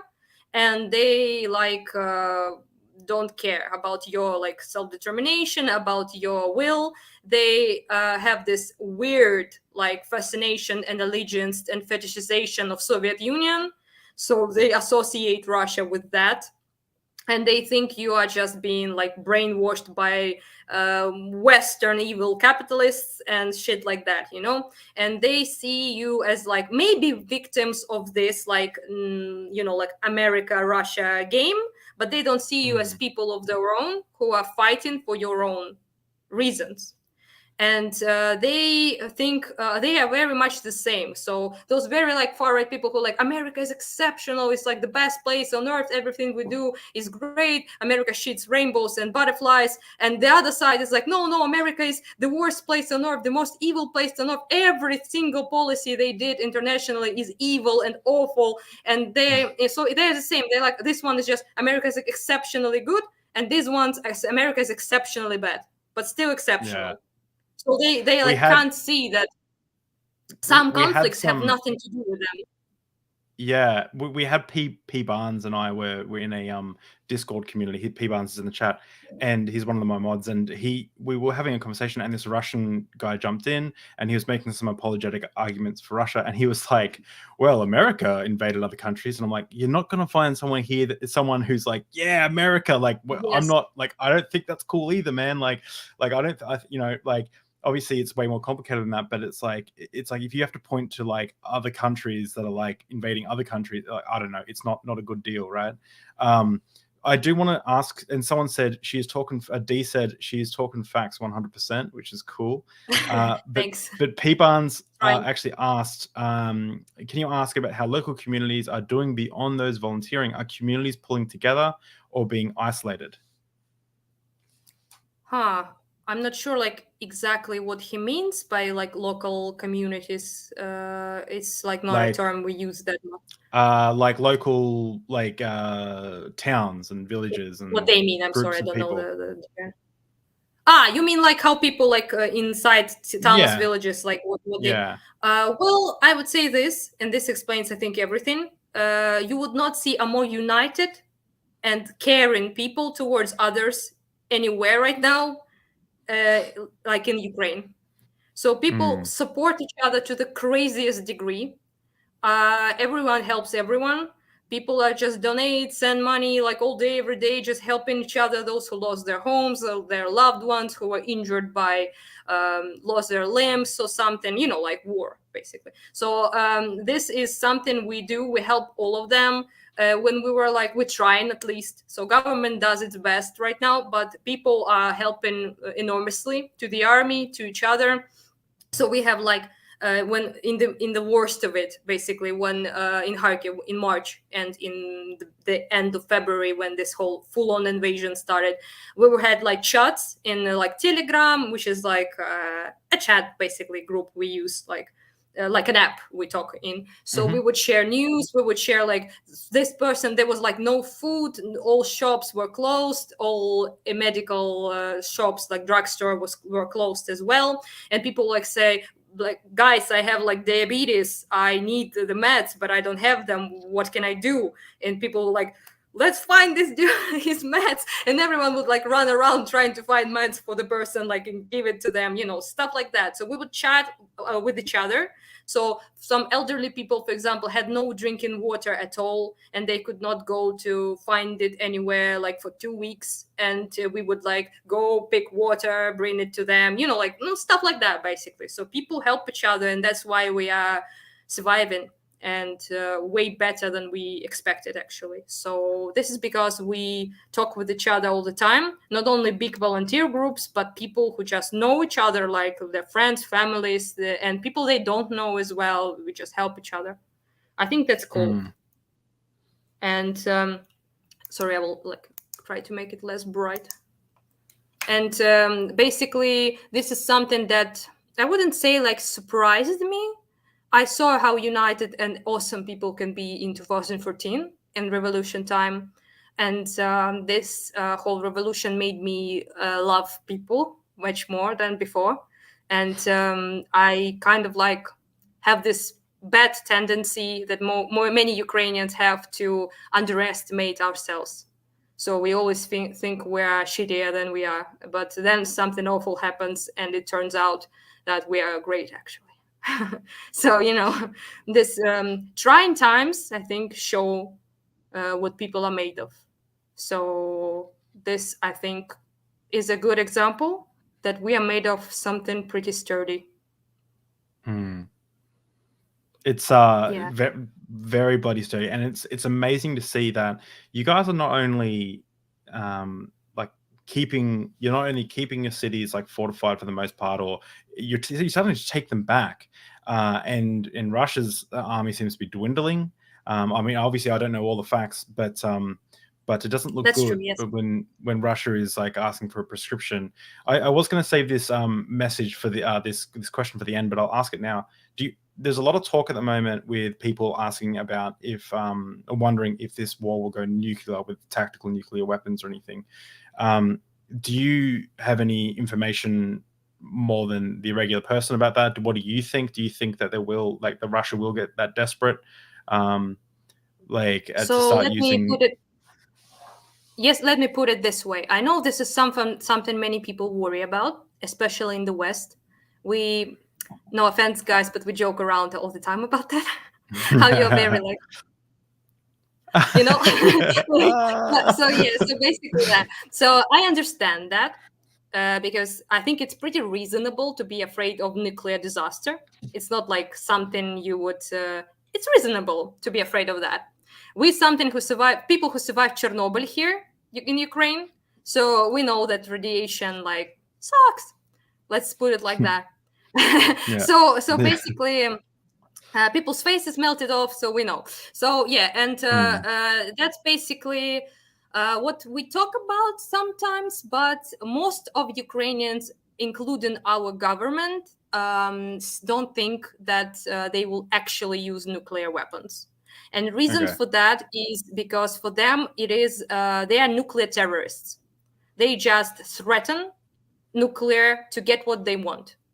So, like our Kuleba and Podolyak and many other in our administration said that West should not be puny, basically should not back down and should stay their ground, because you don't give terrorists what they want. It never works.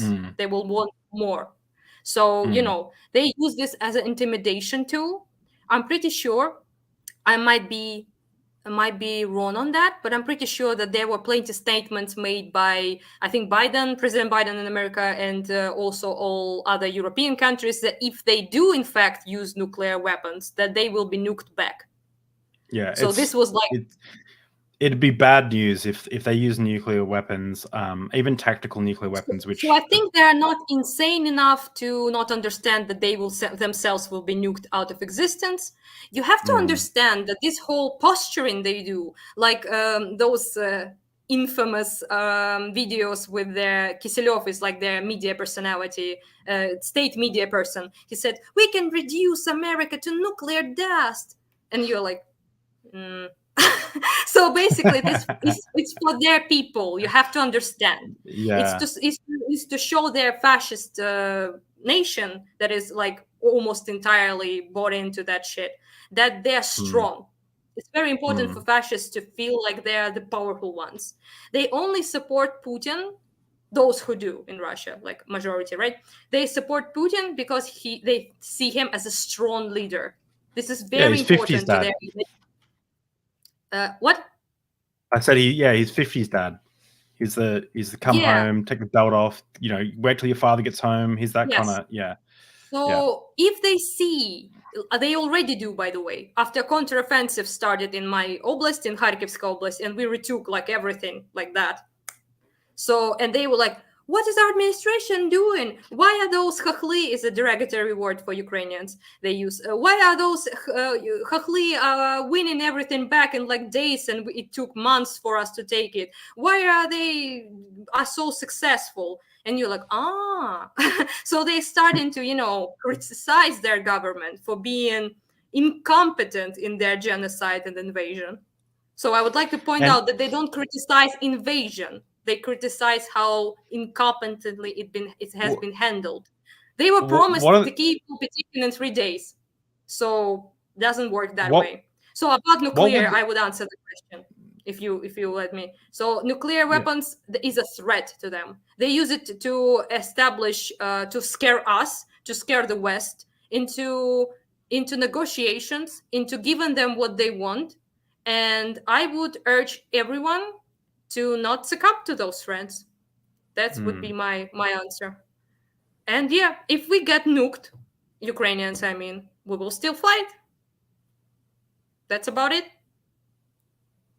I would prefer not to be nuked, of course. Yeah, it'd be great if that did happen.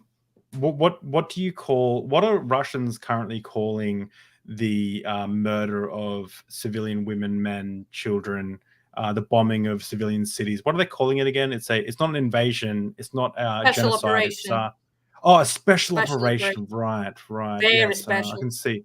Very special. Yeah, you got to kill those kids, because if you don't kill the kids, they'll grow up and they'll not like become Russia. Nazis. So you got to make sure. Exactly. And you kill the women, then you don't also get. Yeah, exactly. You've just got to. You know what? Actually, one thing I don't hear people talk about is mass murder, rape, and torture of civilians. And one of the things that were told to many women in Bucha when they were raped by Russian soldiers is that we have testimonies, plenty of testimonies about that, people who heard it themselves, that if they will rape them bad enough, that they will no longer want to have sex with men, and they will not produce Ukrainians. How's that? And then in the same breath, they like, well, you guys are all just Russian. Like what is Putin saying? Yes. Like, you guys are all connected through it's it's disgusting. The propaganda is insane. It's very incoherent. So you hear like things that like contrast each other, like make no sense together, you know, like so. But they pretty much dropped this already, this rhetoric. They used like 3 months. They dropped it that we are Russians, that we are like their people, that they're here to protect Russians. I don't hear it as much as anymore, because I think it's just completely ridiculous to say it at this point after everything they did. And after burning our Ukrainian books, after destroying our flags, our architecture, our people, after making people in infiltration camps, which are concentration camps, I would like to point out. Infiltration camps, they would like see people who have tattoos.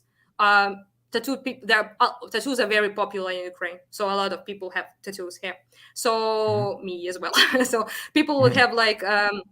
tattoos of, you know, like Ukrainian coat of arms. So this is like called trezub in Ukrainian, which is trident. You probably saw it, the 3 things like that. It's our like a coat of arms, but it was also a prominent symbol in Kievan Rus in medieval times. So it's very like, it's 1,000 years old, this thing. So it's not even like modern day Ukraine. It's comes from Kievan Rus in medieval times.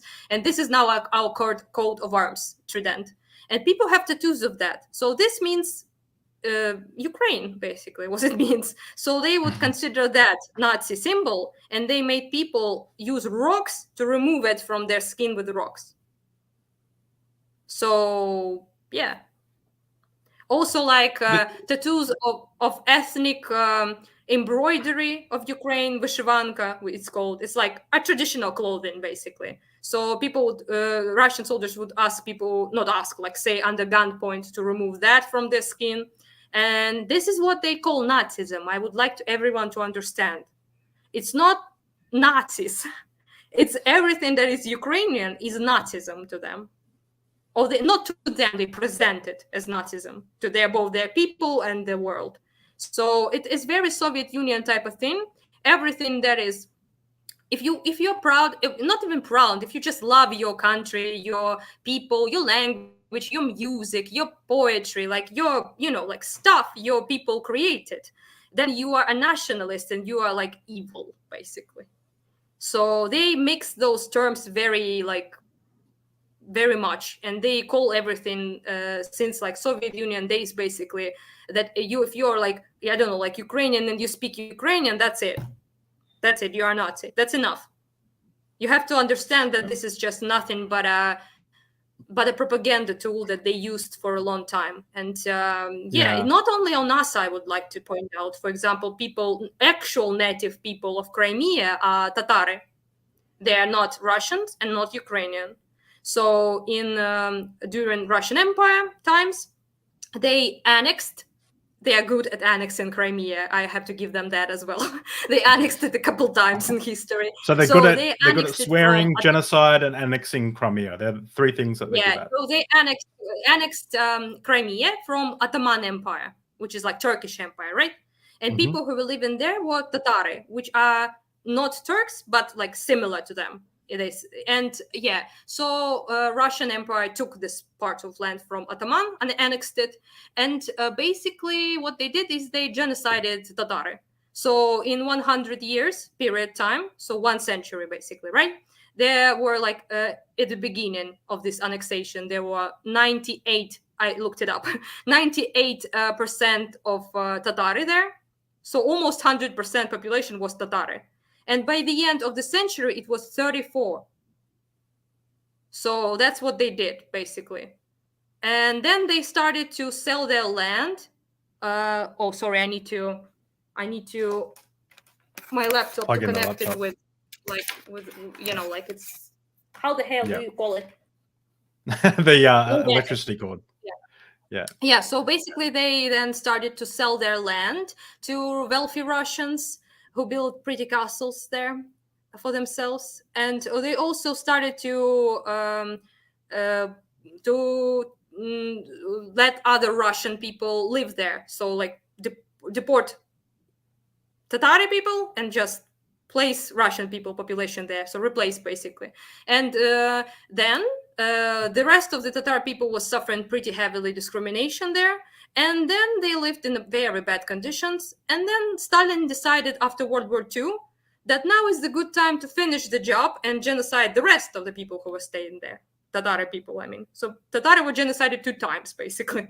And and then he decided the famous deportation of Tatar people to Siberia, to other shitholes in Russia. Most of them died like on the road or in the first year of the camp labor, like labor camps they were sent to. So yeah, and they then were left with like maybe like 5-7% of them there, and that's how it became Russian. So I wouldn't call it Russian. If anyone deserves to live there, it's Tatar people who then returned, by the way, when Crimea became part of Ukraine. Tatar people are very much pro-Ukrainian, and they suffer right now as we speak. The rest of them who returned, like maybe 13% returned back to Crimea in 80s, in 90s. And pretty much they are right now being, their activists are killed by Russians since 2014. And they are horribly mistreated there. So it is a hope, of course, that then we return Crimea, then we can, give them maybe the maximum autonomy of Crimea, give them all sorts of like privileges they can possibly want, because it's their home and they deserve it. And if they want to, of course, live with us, then they do. They are pro-Ukrainian. But, I would very much appreciate our government doing at least something to I don't know how you compensate that, but so to at least somehow help them out after everything they've been through. And what I was talking about is that the justification Stalin used to deport the rest of the Tatari was that he called them Nazis. Guess what he did? Nothing new ever. So he basically said that they collaborated with Nazi Germany, and they were like traitor nation, and they needed to be nuked. And that's what he did. But it's completely false. Every single respected historian today says that all of the Tatar people were not collaborators. In fact, 50% of them participated in Red Army. So we're fighting against in Soviet Union army, despite the fact that Russian genocide did them before, and they still took a side against Nazis on the behalf of Russians. So yeah, and those on the island who collaborated with Nazis, the little amount, like couple percents, they were like then because Nazis took them with them. So they pretty much, when they understood that the Crimea will be back to Soviet Union, Nazis like, these are basically our people, our engines, will like take them with us in retreat. So all the Tatar people who were left on the island were actually those Tatar people who were in Russian army, so in Soviet Union army. So imagine this, you are a Tatar person, right? Your family, your ancestors were genocided, deported. Mass deportation is genocide. So they genocided, right? And, they mistreated in all sorts of ways. Your land was just given away to Russians, like without any, like, your say in it. And you still go and you fight against Nazis in Soviet Union army alongside Russians, Ukrainians, whatever, doesn't matter, right? And then you return after you, supposedly as a hero, after the war ended, to your homeland, to your home, to Crimea, and you get deported to Siberia as a traitor. Good one. It's insane. And something that maybe you can touch on is doesn't Russia, or I know Russia did, I don't know if they still do, but they're still locking up gays? Like, yeah, no, basically not in every like part. If I'm not confused in anything, they don't have like maybe like a straight up law that if you're gay you have to be in prison. I think they removed it in 90s or something. I'm not sure, which is not that far, like long time ago. But yeah, but still, I may be wrong. Something like, I will like look it up afterwards. But I'm pretty sure they don't have it like on the books.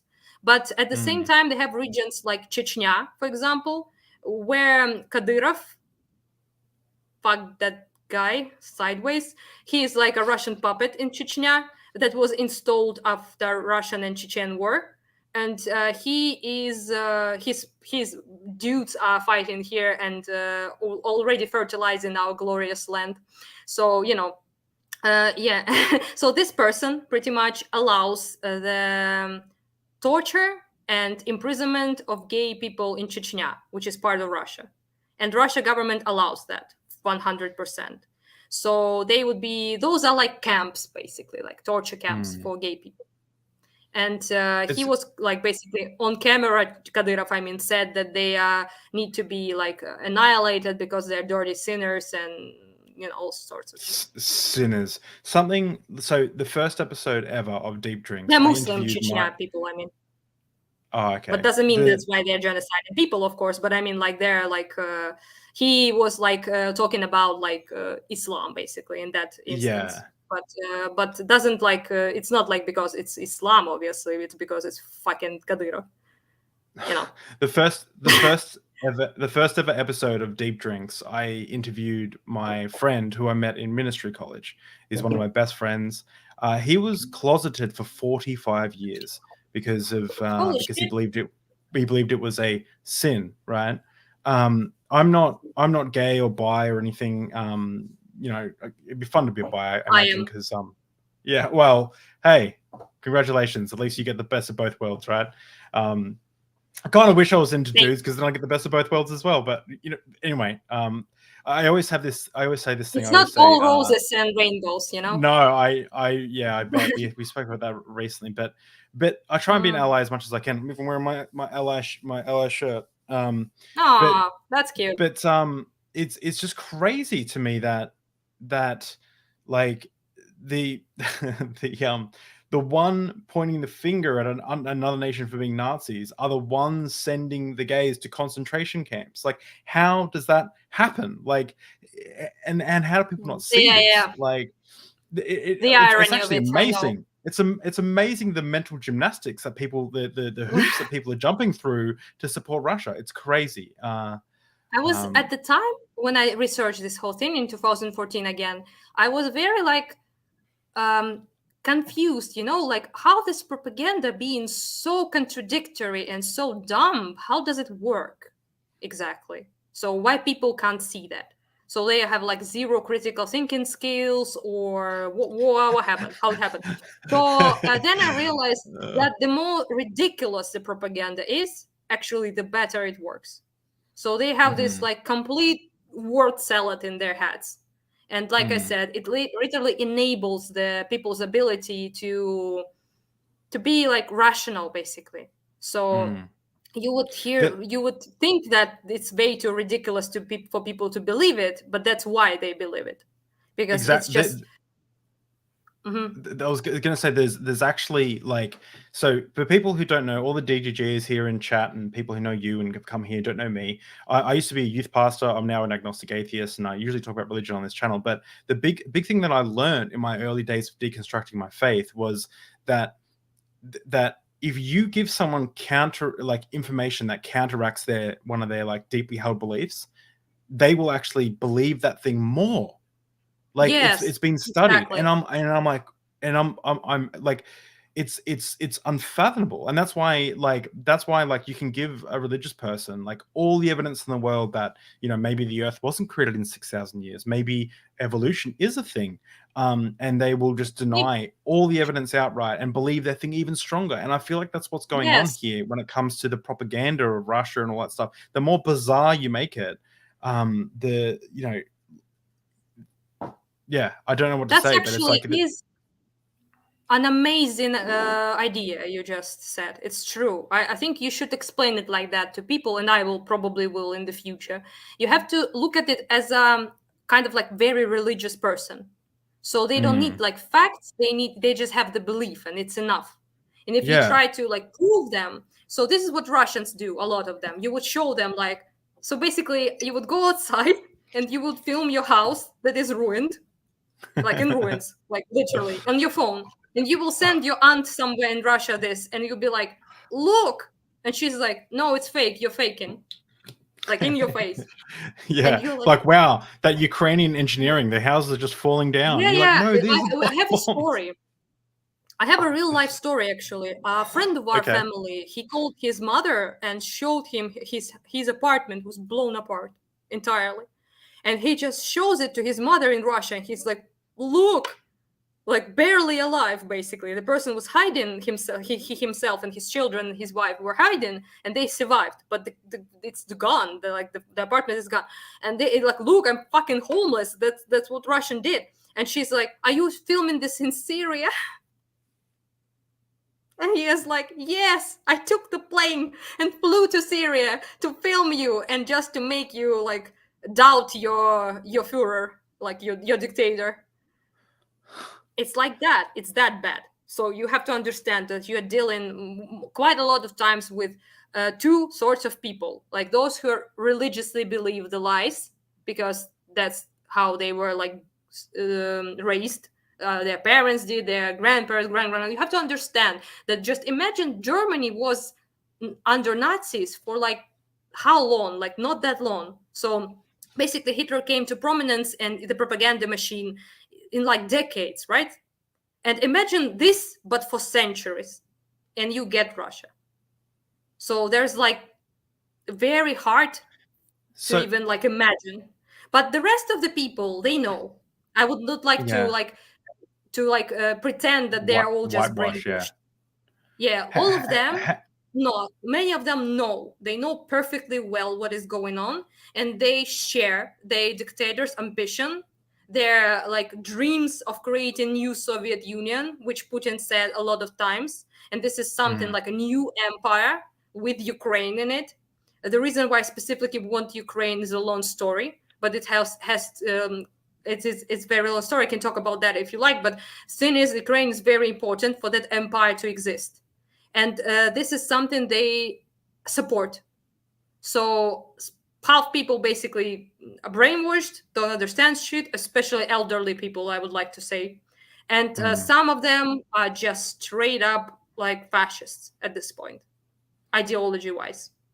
So there's that. And there is, of course, like maybe 15-20%, if I'm charitable, of people who understand everything and who are deeply ashamed but feel like they're helpless and there's nothing they can do to like affect anything.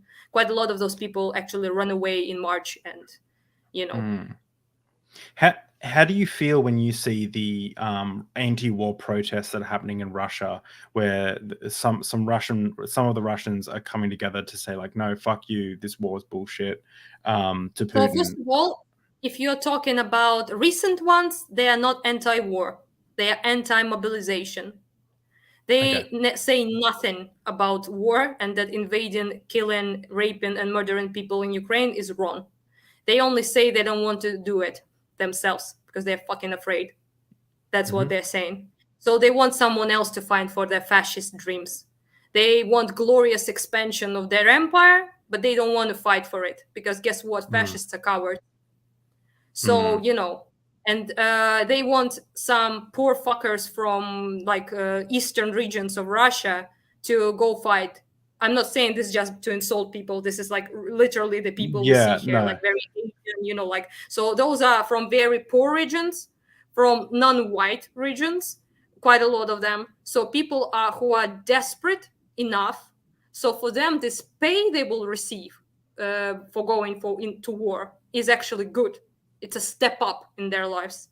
So this is honestly disgusting. I have no sympathy for for the people after what they did here. But at the same time, I understand the process.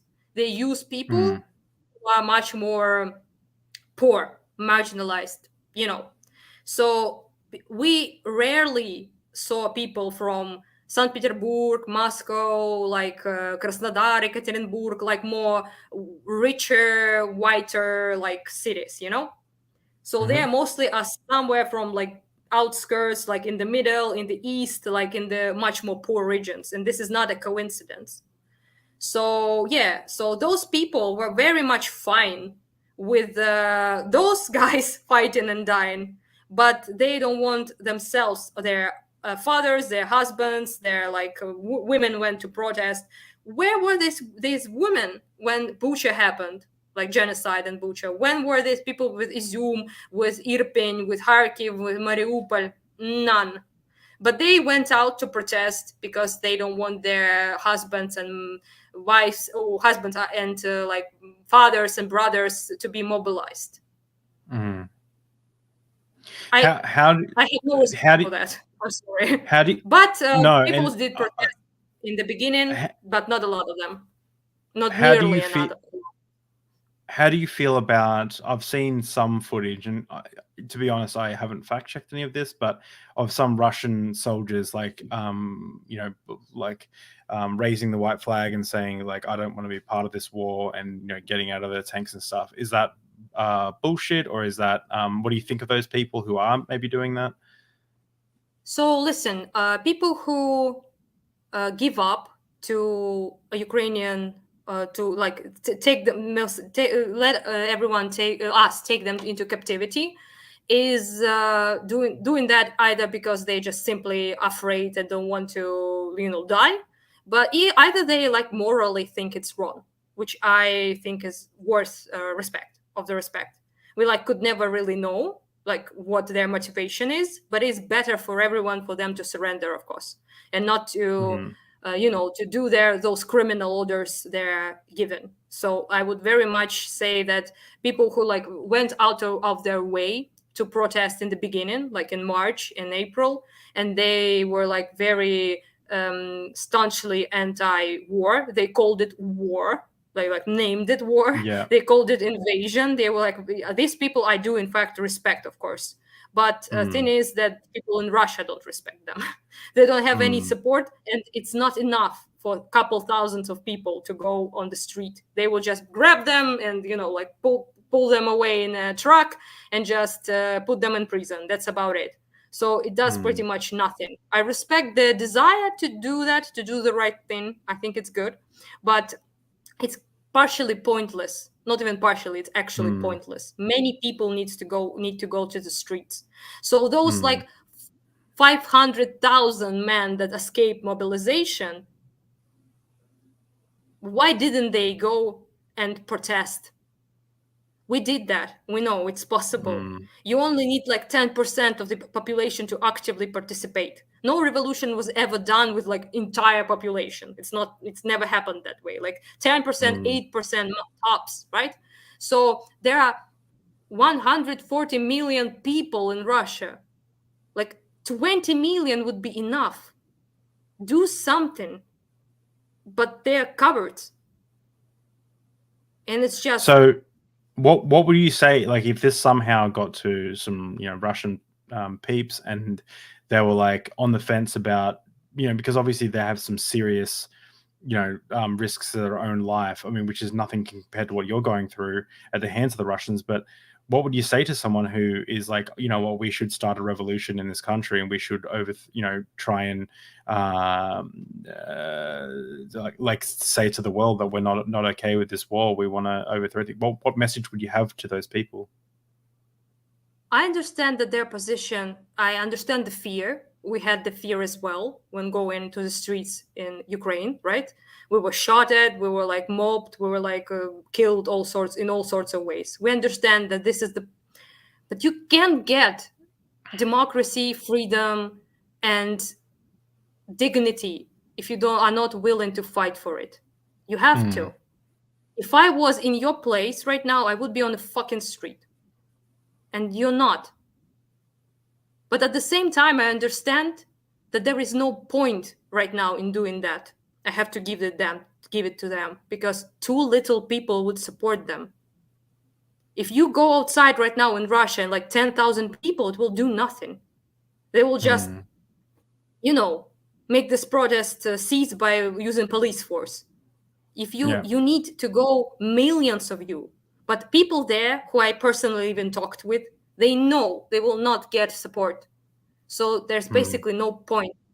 Maybe there will be like, I don't really believe that, but maybe there will be some point when people will be so fed up with their government, like they're starting to criticize it right now.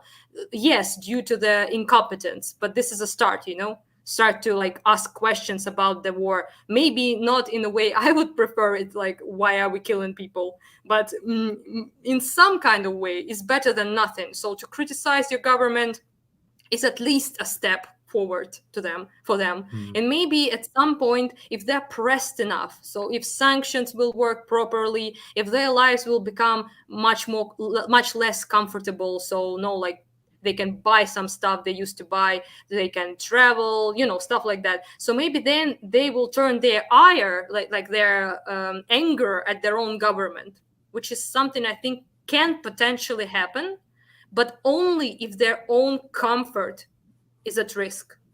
This is unfortunate truth about many people, not only Russians. So unless their comfort, their personal comfort is threatened, people won't do what is right for other people. This is like something that happens, it seems like, in a lot of places, not only Russia. But if they suffer 1% of everything we are suffering right now, maybe that will be enough for them to, do some change in their country. But I'm not sure about that. And quite honestly, I don't even care that much. I will not hide the fact that I do, in fact, despise Russia deeply. So, I don't wish anything bad on people who are not fascists there. I will say that. But the fact that there is so little of them just is showing. It shows you what the situation is like. So when Germany, in Nazi Germany, right? They didn't stop being like Nazis just because out of the goodness of their heart, right? So they lost the war, for one. It is very important. Fascist regimes, they don't hold up when they lose the war because they are built on the idea of strength and supremacy.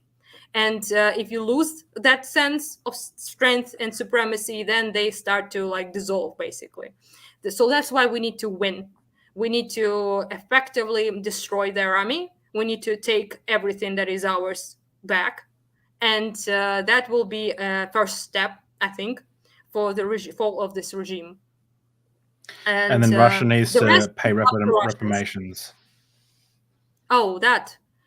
Well, reparations, I know it's good, like politically and everything, but even thinking about just what reparation can fix my father. No, it can't. So, and that's and like, look, I'm a huge advocate for not generalizing groups of people and putting people into groups. I when I say fuck the orcs, I'm not talking about Russians. I'm talking about the orcs that are coming in and fucking and this is what I'm saying is you have, I'm just explaining, I'm not saying it's right, but that's where I stand. But you've got a very interesting story in which your father was actually hit by shrapnel from a Russian missile while standing on the balcony of his home. It's an explosion, like artillery. It's not like exactly shrapnel, but artillery landed in the yard of my father's residential, like little house. And he was standing on the balcony, and the shell dropped in the yard and shredded the house and my father to bits. And my mother was inside the house at the time, between couple walls from there. So she was not hurt very much. She had some like hearing problems, and rubble fall on her. And she then went outside and on the balcony to, and she saw what was left of my father, and she was unharmed physically, but psychologically, I think you can kind of imagine, or maybe not. Yeah, no, I can't imagine.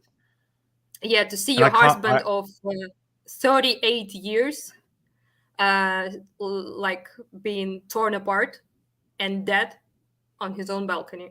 So yeah, I would also like to point out that Ukrainians rightfully blame Russians for that, not only Putin. I will die on this hill. This is incredibly insulting towards like basically agency of Russian people, I think, to call them all like 100% sheep that does not understand anything, and they do. I'm not blaming them in the exact same way, of course. So the responsibility, of course, is much higher on the officials, on the president, if you can call that piece of shit that. So, of course, like propagandists, media, So same thing like with the Nazi like regime in Germany, right? After they lost, the most blame was on the like those who committed war crimes, like criminal like things like war crimes, right?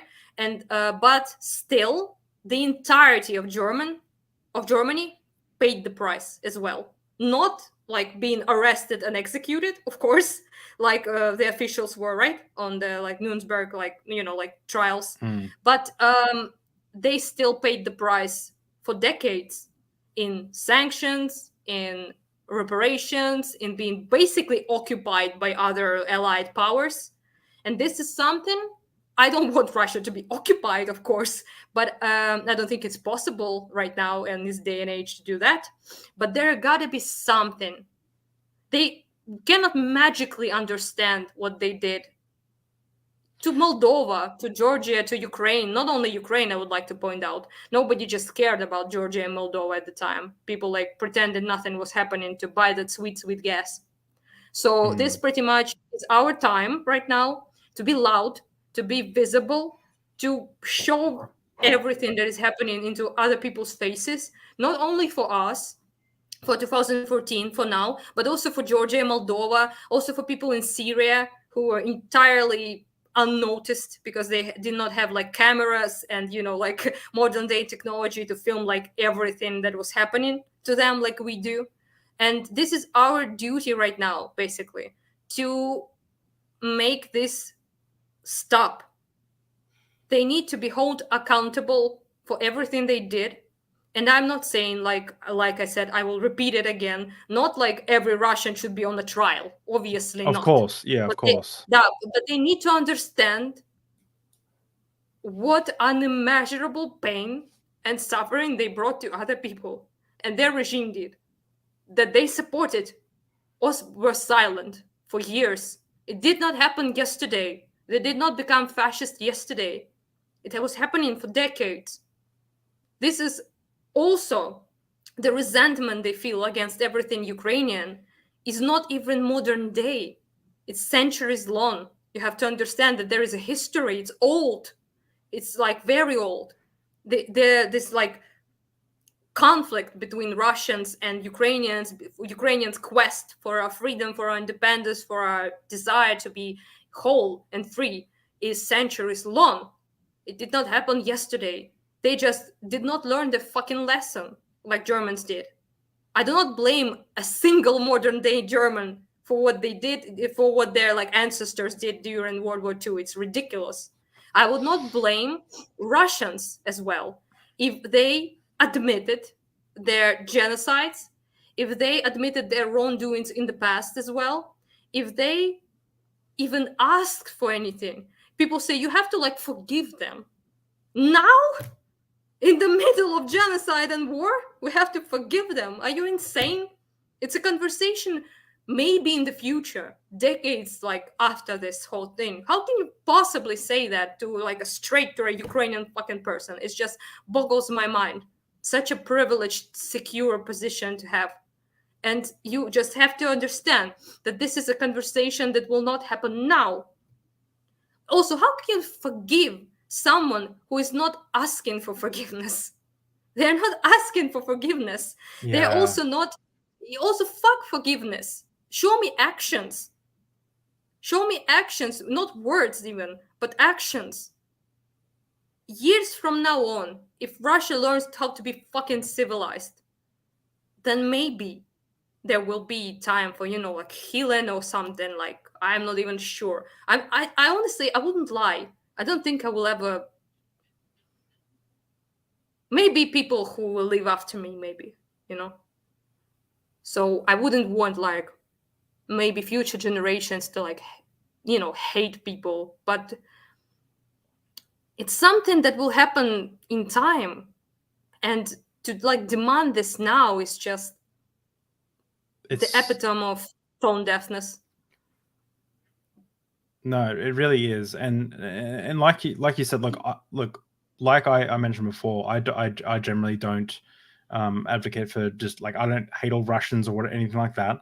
However, I don't know how I would personally feel if my father or my mother or my brother or anyone or my cat or my dog was killed.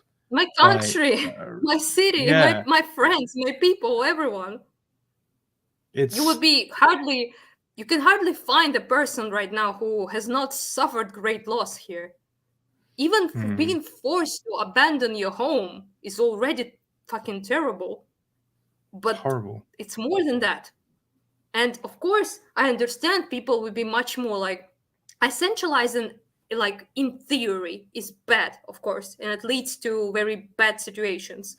We know because they essentialized us as Nazis and nationalists, right? So I understand that it's bad.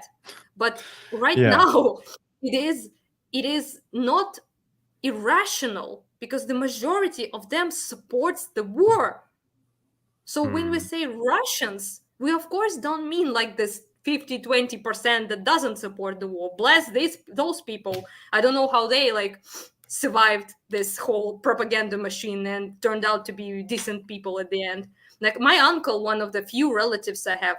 Let me like just give you like an example. So I'm Greek, and I have like ethnically like so I have like million relatives, Greek families, so yeah, so most people, like I have like no joke like 100 plus relatives in Russia, like seriously, like a lot. They're like further away from me, like how do I say it? Like So they're distant like not cousins. close relatives. Yeah, but they're like a lot of them, like 100 people at least. And from them, maybe 8 or 10 are not straight up like excusing what is Russia is doing. Maybe, if I'm charitable. 5 actually are very much against the war. So like they hate everything that is happening. They hate like the government. They hate the ideology that is rampant in Russia. But 5 more maybe will be like, oh, well, it's kind of complicated, which is like basically a soft apologia. So the rest, and this is very telling, like most people will tell you this in Ukraine as well. We all, in Eastern Ukraine, we pretty much all have relatives and friends in Russia. So we had, I'd say. So yeah, and this is something I talked with my like favorite uncle in Russia about a lot. He's very much deeply ashamed, deeply, it just hurt so much by what is happening. And he like talks to me and my mother's sister as well. She talks about like with her colleagues what they're saying at work, what her friends are saying, and it's so fucking bad. Let me tell you that. So those people who are sane right now in Russia, they have like my deepest sympathies basically. And but the fact remains that there are a minority. So one dude actually was like trying to basically debate me about like not all Russians, hashtag not all Russians. And he would send me statistics like, look, like 20% of them don't support the war.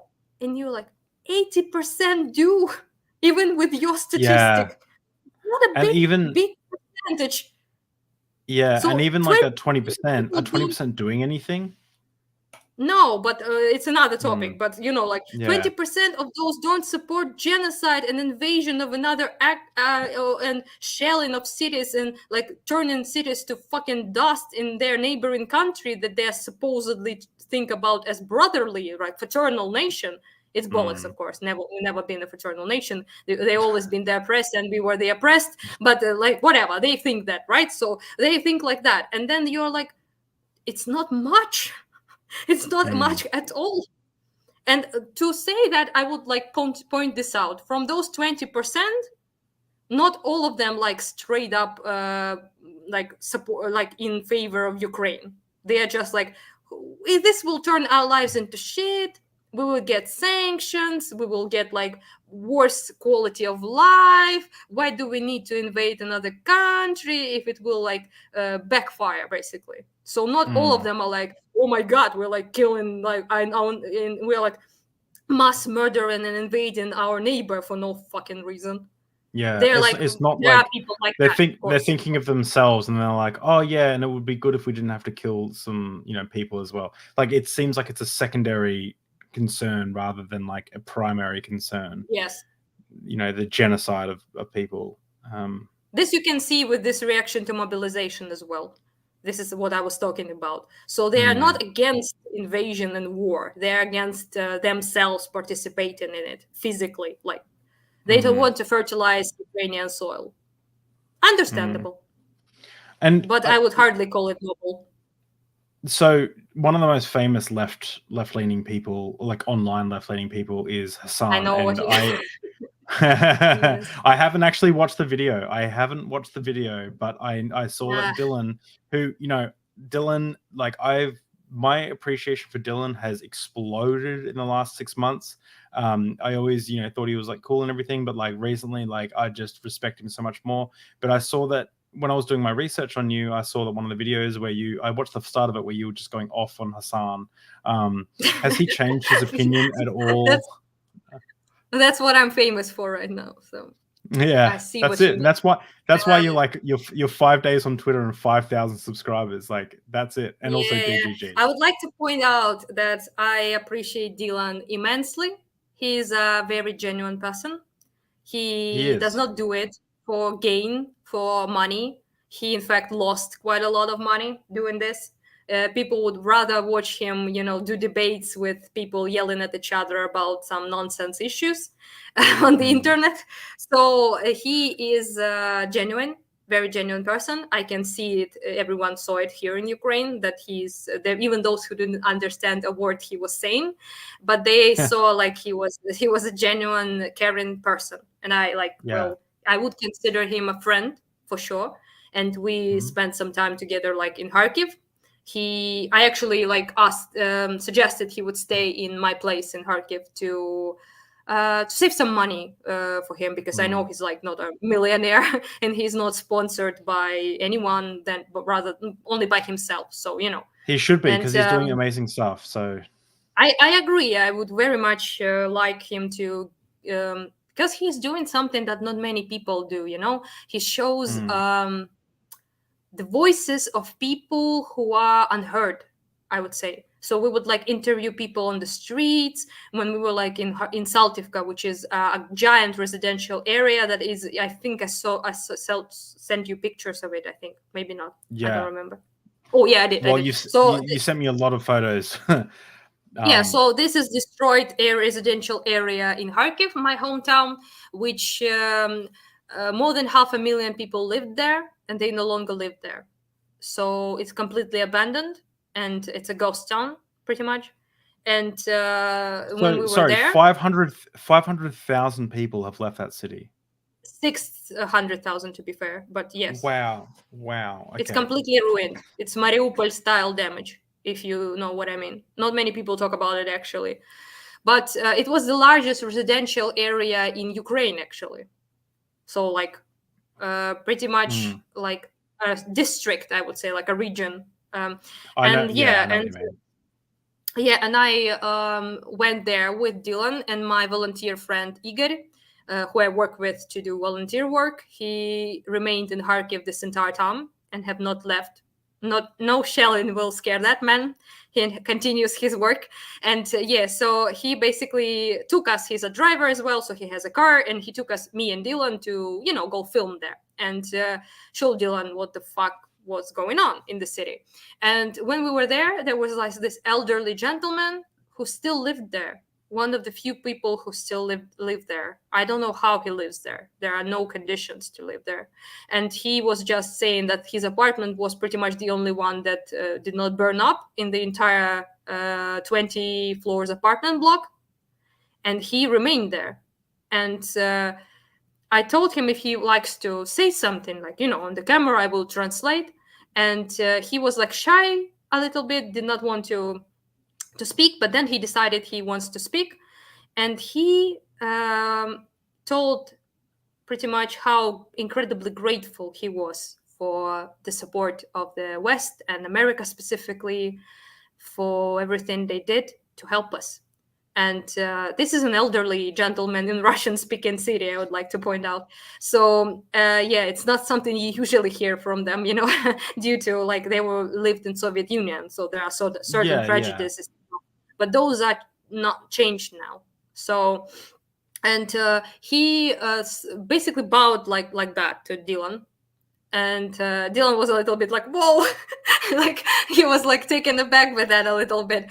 But I told him like, you have to like get used to that. People are grateful here, and they really like appreciate those who help us, because we know that yes, we are willing to fight. We are fighting for our survival, for our culture, for our language, for our values, for our freedom, for everything. But we know at the same time that our successes highly depend on the supply of weapons and aid from the West. So people know that, of course. They're slightly terrified that you guys will abandon us and not give us any more aid, and we will have to fight with everything we have now, and we will continue. I would like to point out that even if you stop giving us anything right now, we will still continue the fight. This will be much bloodier. Even more civilians in Ukraine will lose their lives. This will be like a partisan war, maybe, or whatever else, but not a single person. So I talked to many soldiers, to many people. Like I volunteer. I know. I also saw statistics of people's opinions in Ukraine, and pretty much 90% of them will not say we should not back down at any circumstances, even after a fucking nuclear strike. So there's that. So yeah, this is there is no negotiations to be had with people who want to remove us from the existence. What can we negotiate with them? Not much, I think. And for those people who didn't catch the start, I do want to. Sorry, just loud sound. It's fine. Oh, okay, it's not siren. No. Something it's a car. But sometimes if it's a big car, like a truck or something, you just can confuse it with a plane for a couple seconds. I can't imagine. And then I know it's a truck, so I just relax. You know. For those who, I was just going to say, for those who missed the start, Estonia, Latvia, Canada, Poland, Lithuania, and Czech Republic, along with Ukraine, recognize Russia's war crimes on record as genocide against the Ukrainian people. This is not like 4chan memes. This is real, right? If you do want to support, Anna, make sure you just the links in the description. You can send her money, and it directly goes to supporting her and her volunteer work, mainly her volunteer work, of course, which is just giving bandages to civilians and to the Ukrainian army and things like that. And if you want to rep the fuck Russia train, we have some merch here, it's a little bit of design by me, who's not a graphic designer. Russian worship, go fuck yourself, and it's got the famous image. So if you guys want to get this sick bucket hat, I mean, come on, look at this beautiful bucket hat. All the Russian worship, go fuck yourself. Look how cool you can be. You can be as cool as this dude, right? Look at this dude, motherfucking cool dude, right?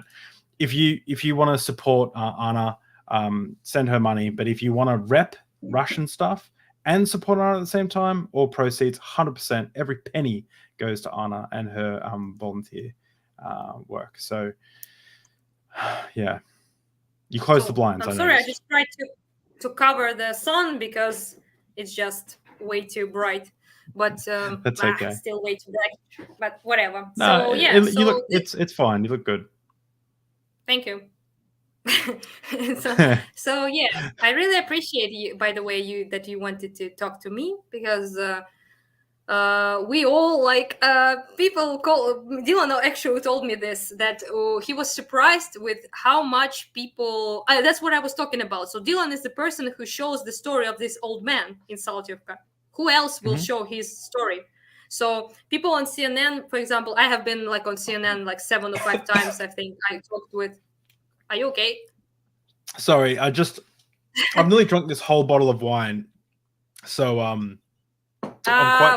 need to catch up. I'm quite refreshed. Let me say that. So I just Actually, inhaled some wine. if you want to know some dirt on Dylan Burns, if you're interested, he Tell got me some drunk dirt. like incredibly quick. So we, after a very trying day, decided to drink, and I bought him like as a gift, like those very very sweet like wine, and he drank it, and he was like immediately like drunk. So I'd say don't drink with Ukrainians, I guess, but well, and he was very cute when drunk. So he's like brave cinnamon roll, I call him. You'll have to brave cinnamon roll. Is that what you just called him? Yep. So you have to, like, if you ever talk when you talk to Dylan again, you have to let him know that he's always welcome to come on this podcast. I'll probably reach out to him and say like, hey, what's up? Please come on. I'd love you to have him on, because that's cool. You know, the stuff you are doing, the stuff Dylan's doing is just amazing. It is. It actually is. I really, I cannot stress enough like how much his work is valuable, because, like I said, who will tell a story of this old man in Saltivka? Nobody cares that much, But some prominent people get to talk, of course, like like our politicians, which is good. They're doing a good job in representing us right now, I would say. But so people want their stories to be heard, and Dylan actually told me this. He said, like, I'm so surprised with how much people want to talk. Like, they would like film something like in Zaporizhia or in Mykolaiv of somewhere, and people just come to them and like, oh, let me like say something, let me show you everything which was destroyed. And he was like very much surprised with how like cooperative people were. And I was like, it's not surprising. People were silenced for decades, and now they want to talk. Of course, they have the opportunity to say something. They wanted to say it for 8 years, for maybe 20 years, for 30 years. So, of course, they want to share. They want the world to see what is going on. So that's why people are very enthusiastic about, sharing the experiences, even if it is a little bit hard sometimes to talk about. But people want others to know what is happening. And I think it shows. And maybe this is the first time in, I don't know, like maybe decades that we actually seem to be winning this informational war, because against Russia, I mean. So the world finally hears our perspectives, I think. And and I knew none of the history of your country or anything until this happened. And let me tell you, like, it's been fascinating to hear your story and to hear everything that's going on. I did want to ask you though, like, you've been interviewed by, you've been on CNN, you've been interviewed by news organizations, you've created video diaries and things like that. You've been on Destiny's channel, but Dylan, oh my gosh, I'm drunk. Dylan Burns' channel. Is there anything that you feel like you're never asked that you?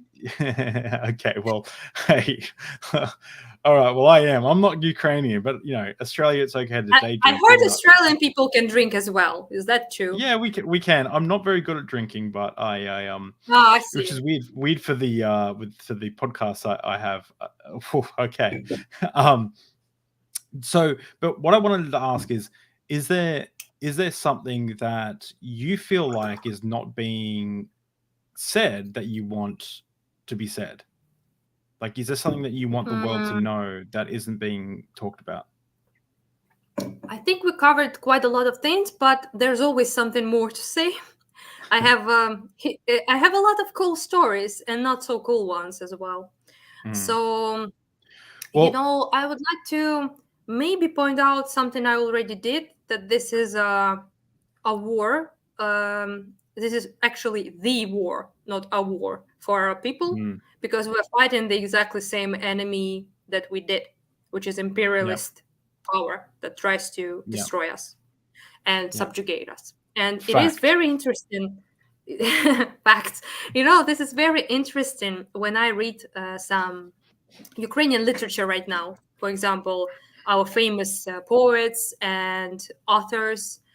And I read the words they say are still on the money today.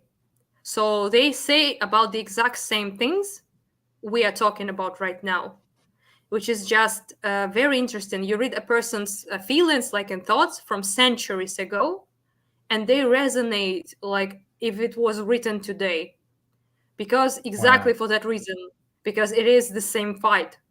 It is the same fight. Those people, a lot of them, our famous authors, were executed by Russians, Russian imperialist state, I mean. So they were imprisoned. A lot of our famous writers spent their entire life in prison. So this is something that still is on, and I would like people to understand that this is not some silly, I don't know, like pointless war. For we defend ourselves. We only fight because we defend ourselves from someone, an entity, I'd say, that wants us gone, that wants our identity as Ukrainian to be destroyed, that wants our language to be eradicated, that wants our this calls our culture basically degenerate. And this is, people say about sometimes about negotiations, right? They say like, well, the best way to achieve peace is dialogue and negotiation. And I received a lot of emails like that from people, and I ask them, what are we negotiating? I Yeah. understand if someone says to me honestly, like with honesty, right, that I don't give a shit about Ukraine. I don't want to pay more for gas. I don't want to pay more for oil. Don't want any like inflation problems. I don't give a shit. You guys get fucked. I don't care. Well, understandable, right? This is at least is honest. I don't think it's very moral or very good, but at least I can understand that, you know? At least the person Yeah. cares for themselves, right? Cares for their country. Okay, gotcha, dude. But most people don't say it like that. Some right people actually say it like that. I give it them a thumbs up for at least being honest, you know? Like, I don't care about anything except America. Who gives a fuck? Why are we Yeah. like providing aid for this bomb ass out of nowhere like country in Ukraine? I don't know what the fuck it is, and I don't care.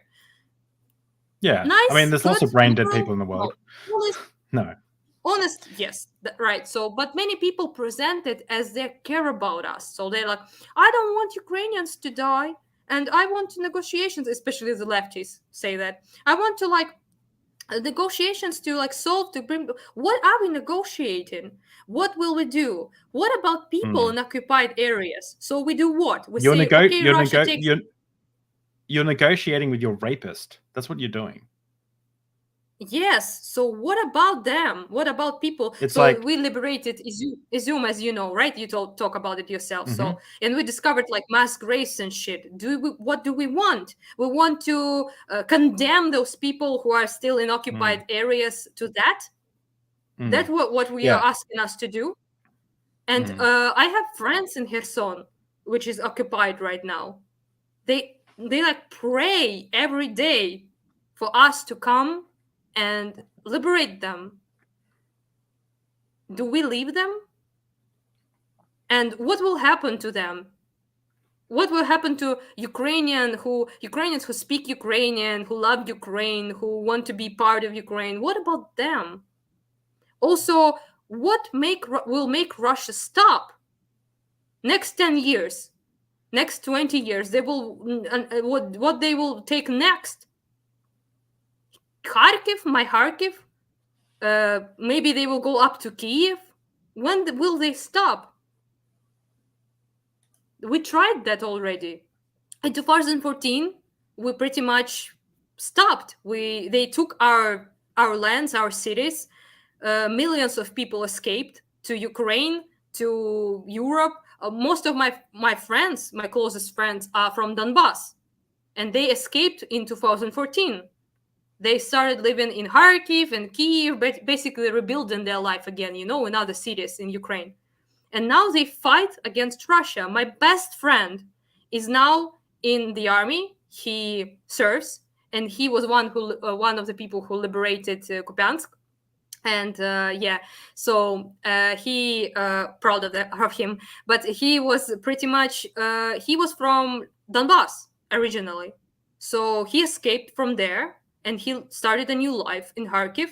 And I asked him, actually, will you be, when this whole thing, all-out war started in February, I asked him, will you escape? Will you like go in like Poltava, maybe in Kiev, in like Lviv, somewhere? And he told me, they made me abandon my home once. I will not abandon my home twice. And he went to the army to serve. And this is the story of people here. And we cannot surrender to it, because what we're surrendering to is annihilation of our, at least, cultural genocide. But as far as Bucha and Irpin and Hostomel and Izum and Mariupol shows, and all the other areas we will liberate and found new mass graves there, I have no doubt about that. No, new torture chambers. And we will discover that, because this is what they're doing. And there is no negotiation about that. And I don't understand how people can pretend they care about Ukraine and say just surrender to someone whose whole idea, and they do not hide it, they say it out loud on their TV, is to eradicate you as people.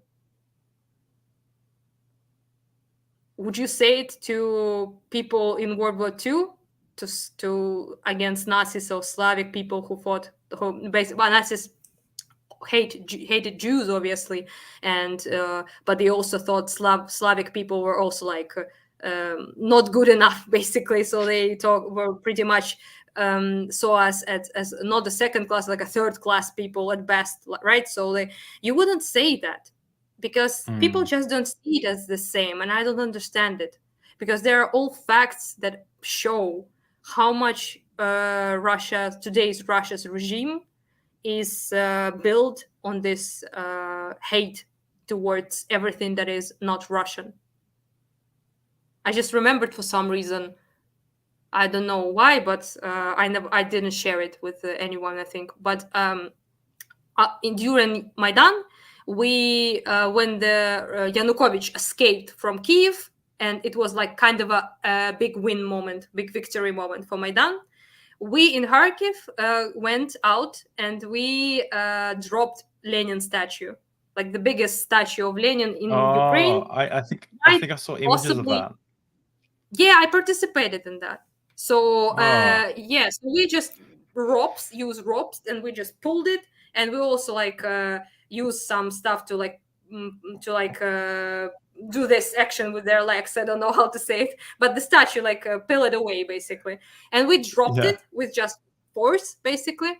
And I phoned my father, and I went home, and my dad was with my mom in their apartment, and me and my sister and my friends were just like, oh my god, we just dropped Lenin from the Freedom Square. And my father was like, no, you didn't. I was like, no, we did, I swear. And he was like, but it's impossible. He was like standing there for my entire life. My father was born in 57. So 1957. So he lived most of his life in Soviet Union. Quite a lot of it, right? So I was like, no, Dad, I swear to you, we just dropped the statue. And he was like borderline crying of happiness. And it was just so weird. And I was like, I swear to you, we did it. And he was like, what? Did you really? He couldn't believe that this symbol of Soviet Union, of everything we suffered from Soviet Union regime, that it was we actually managed to break the statue. And then there was this funny story that my father was walking near this statue, what was remained of it, a shoe, actually. A shoe was the only thing that remained. We were calling it Monument to the Shoe all the time. So and my father was walking past it, and Russia Today journalists, I will put it in quotation marks because those people aren't journalists, they are propagandists. So so Russia Today, and they're doing a great job. So they stopped him, because he looks like, like an elderly basically person. So they decided this is a good candidate to, to interview about evil Ukrainian Nazis who dropped the statue. And the wrong person to stop. So they stopped my father, and she asked the journalist from Russian Today, woman, asked him like, "What do you think about that?" And he was like, "Well, I will say it actually is on camera. I think I can probably find this on YouTube somewhere, but maybe not." But he said, if you find it, I'll put it in the description of this video so people can watch it. Maybe it will be a little bit hard. It was 8 years ago, so maybe it will be a little bit hard to find. But so he said to her, and I saw it like afterwards on YouTube, that this statue of Lenin is like placing a photograph or a portrait of your rapist on your own wall. Nailed it. Yes, so I was like super hyped, and I was like hugging him and shit. I was like, my God, yes. Your dad, what a badass. Good job. Mm-hmm. And your dad stayed back in Kharkiv in the worst of things, didn't he? Went to like, yes. He's like, no, I'm staying back. Like, yeah, I mean, that's the only two things I know about your dad. And he sounds like a badass. So here's to your dad. Here's to your father. I did want to ask you a few questions just before we wrap up. Yep. If that's okay.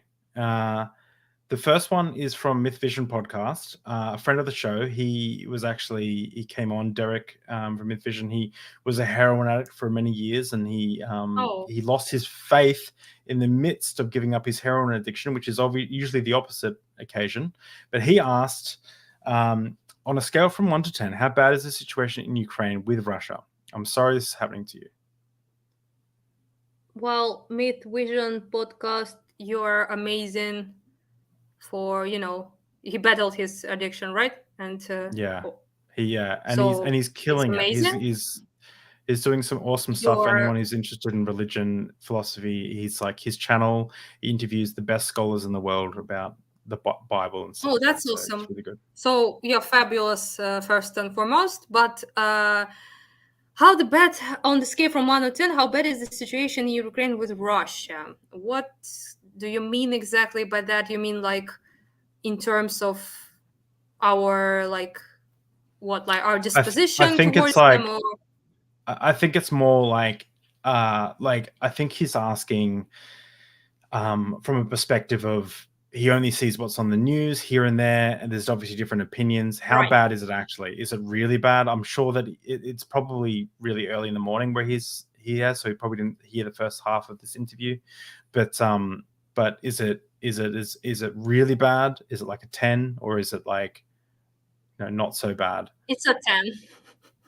Okay. It's 100 actually, but if it's a 10, yes. Of course it is. It is. It's. I would say, put it like this. After 2014, I did not expect anything good from Russia. I knew what they were like, how they treated us, how they talked about us. But this level of just pure violent hatred, war crimes, like just immeasurable violence they use against us is something I did not expect. And I think it was a wake-up call for many people who were still maybe on the fence, or not exactly did not want to be part of Russia, but at least were more sympathetic maybe to Russians, especially in the East. They feel not only betrayed, but just backstabbed and hurt. And this level of just inhumanity is not something that any of us, even anti-Russian people, expected. So they showed their true colors, I think. If you only open your eyes and see what they're doing, you can see how truly, I think, unprecedented it is in 21st century what they're doing right now, at least in Europe. It really is. So no, it definitely is. And I would the not fact like that to they're calling, belittle. What do I say? I was just gonna say the fact that like it's so typical of like politics at the moment, where you've got people who believe that Donald Trump is the leader of the world, and you got people who believe that he was a piece of shit. You got like these Mm. very conflicted views.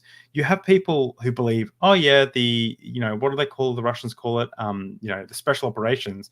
But then you've got other countries saying, no, this is genocide. Like, this is clearly genocide. Like, you're literally just mass graves of civilians with mutilated genitals and broken bones and like executed. Like, this is not something like, so you have such a dichotomy of thought around this, depending on where you politically align. Usually it's Yeah, it's I think answering unbelievable. this question would be the best way. I'm sorry, I'm trying to somehow figure out how to not be so bright. So basically, that's too dark. Fuck, whatever. I literally, I be like an angel. So basically, what I'm saying is, just imagine this. I think it covers the feeling. I talk and call my friends and relatives who remained in Ukraine every day to ask if they were killed or not by a air raid. That's how bad it is. Yeah. So I think this explains quite like fully how bad it is. So there's a siren, right? There are explosions somewhere. I get a message on my phone that air raid. So either drones or rockets, or missiles, or maybe shelling. And my city, Kharkiv, before counteroffensives began, before we took all the occupied area in Kharkiv, there were like from 5 to up to 7 hits per day. Strikes, I mean, missile strikes. And entire night, you just get your ass out of the bed and you go to the corridor 4 times per night, and you hear explosions, and you think, well, thank fuck it was not me this time. But then you think, but it was someone else. Why So are they doing this? Why someone are they just died. bombing civilian buildings in metropolitan cities? Why are they doing this?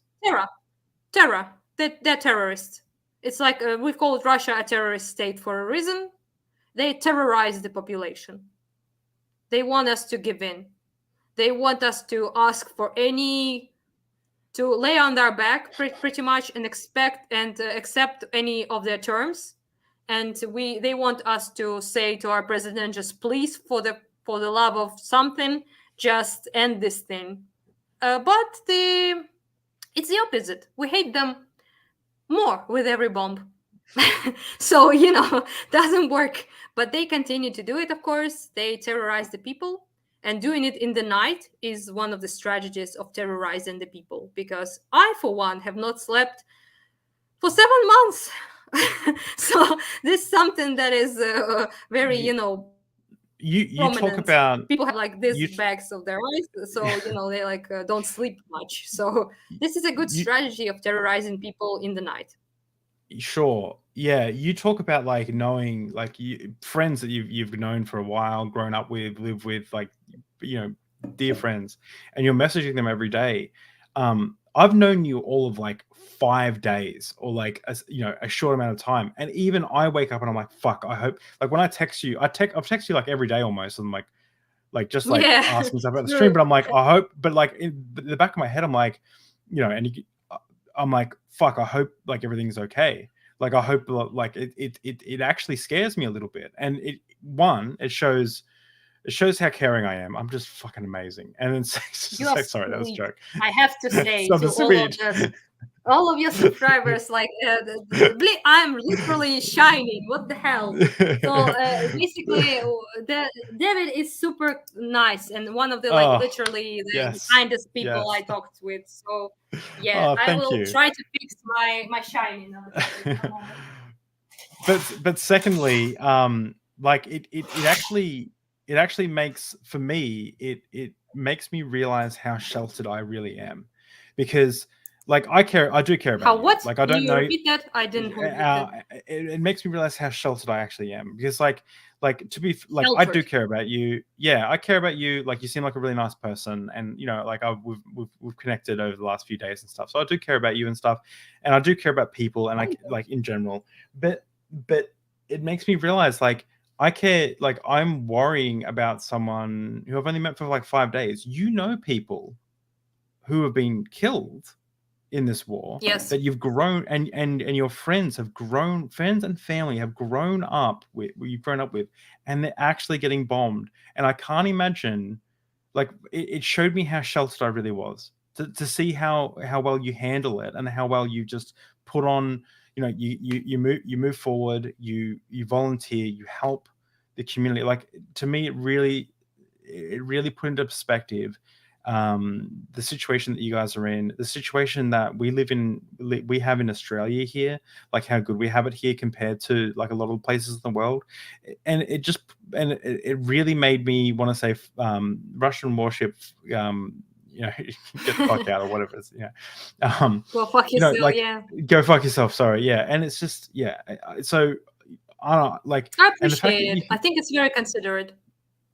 I think that the fact that you can come on here and talk about some of the most like brutal moments of your life, and still like, you know, you know, you've got emotion behind what you're saying, and you've had some horrible things happen to you, and you're still fighting strong for your country, is so inspiring. And you know, Thank you. you know, if things develop and you want to come back on Deep Drinks and talk about all this again, you're more than welcome. Anytime. I'll make it work. But yeah, I just wanted to take my hat off to you, because like honestly, what you're doing is amazing. And for those people who have just joined a second ago, this is a charity stream. Please donate to Anna. Like don't just go Thank you, get guys. behind on your rent. Get behind on your rent so you can give money to Anna. No, honestly, like what she's doing is amazing. If there's a charity to give to, it's Anna, and what she's doing. Thank you. Great. I really appreciate it. Truly. So just to get through some more questions, because it's 1 a.m. for me, but do you have any Jesus. friends in the Donetsk, in Donetsk? How Donetsk, is it? Donetsk, yep. How are things under Russian occupation? Most of my friends are actually from Donbass, which is near Donetsk area, and but most of them ran after 2014, when the annexation of Crimea, and then of course Donbass began. So they don't live currently in Donetsk for me to, you know, say how things are there, but I can only imagine them being incredibly bad. So I have know people from Kherson, which is occupied currently, and people suffer a lot there under Russian occupation. And I can only imagine things are just as bad. In 2014, in Donetsk, people who were not supportive of Russian military and pro-Russian militias there, they were tortured, they were imprisoned, they were brutalized, and they barely escaped with their lives from there. I personally hosted 2 families from Donbass who ran away from Donbass when this all started in 2014. And one of the families lived in my apartment for free for a year. So I grew to care about them a lot. I consider them like close to me and friends and family. And they experience horrible things there. Let me put it like that. So if you hear people from Donbass were all like pro-Russian, it's not true. And I made that mistake myself, actually. I was pretty resentful in the beginning towards Donbass people for, you know, like being pro-Russian. But then I talked with tens and maybe even more of people who were from Donbass and told me, no, they just gave us no chance. Everyone who was wanted to be Ukraine there were either brutalized, tortured, and imprisoned, or they escaped. So this is not. We will never know how many people were supportive there of Russia, because there is no way to understand that. Russians did referendums when their people with guns were already there. This is not a legitimate referendum in any way. And I would like to point out that before this annexation and this invasion, the majority of Donbass people wanted to be part of Ukraine. We have those stats, and those stats are true. So I would hope that people are holding on, and those who, there is nowhere to return to, honestly. Most of the Donbass is just barren land right now. So I wanted to say that I would like them to return home, but unfortunately, I don't think you can return to a pile of dust. So yeah, so it's bad. More questions? Yes. If we could send a message to our respective governments, what would it be? And so this is, I guess, to any of the listeners. If they could send a message to their governments, what would you ask that to be? Please do vote for those who support Ukraine, and please support us in any way you can. And by that I mean give us weapons, not just medical requests. Give Anna weapons. money, and Anna will get the weapons. I will buy drones. Yeah, I actually donated for drones just the other day. Yeah. So please understand that this is the only way for this to end, is for us to win. For us to return our rightful cities and villages and little rivers and mountains and everything back to Ukraine. We need your help for sure, because our enemy is 100 times our size.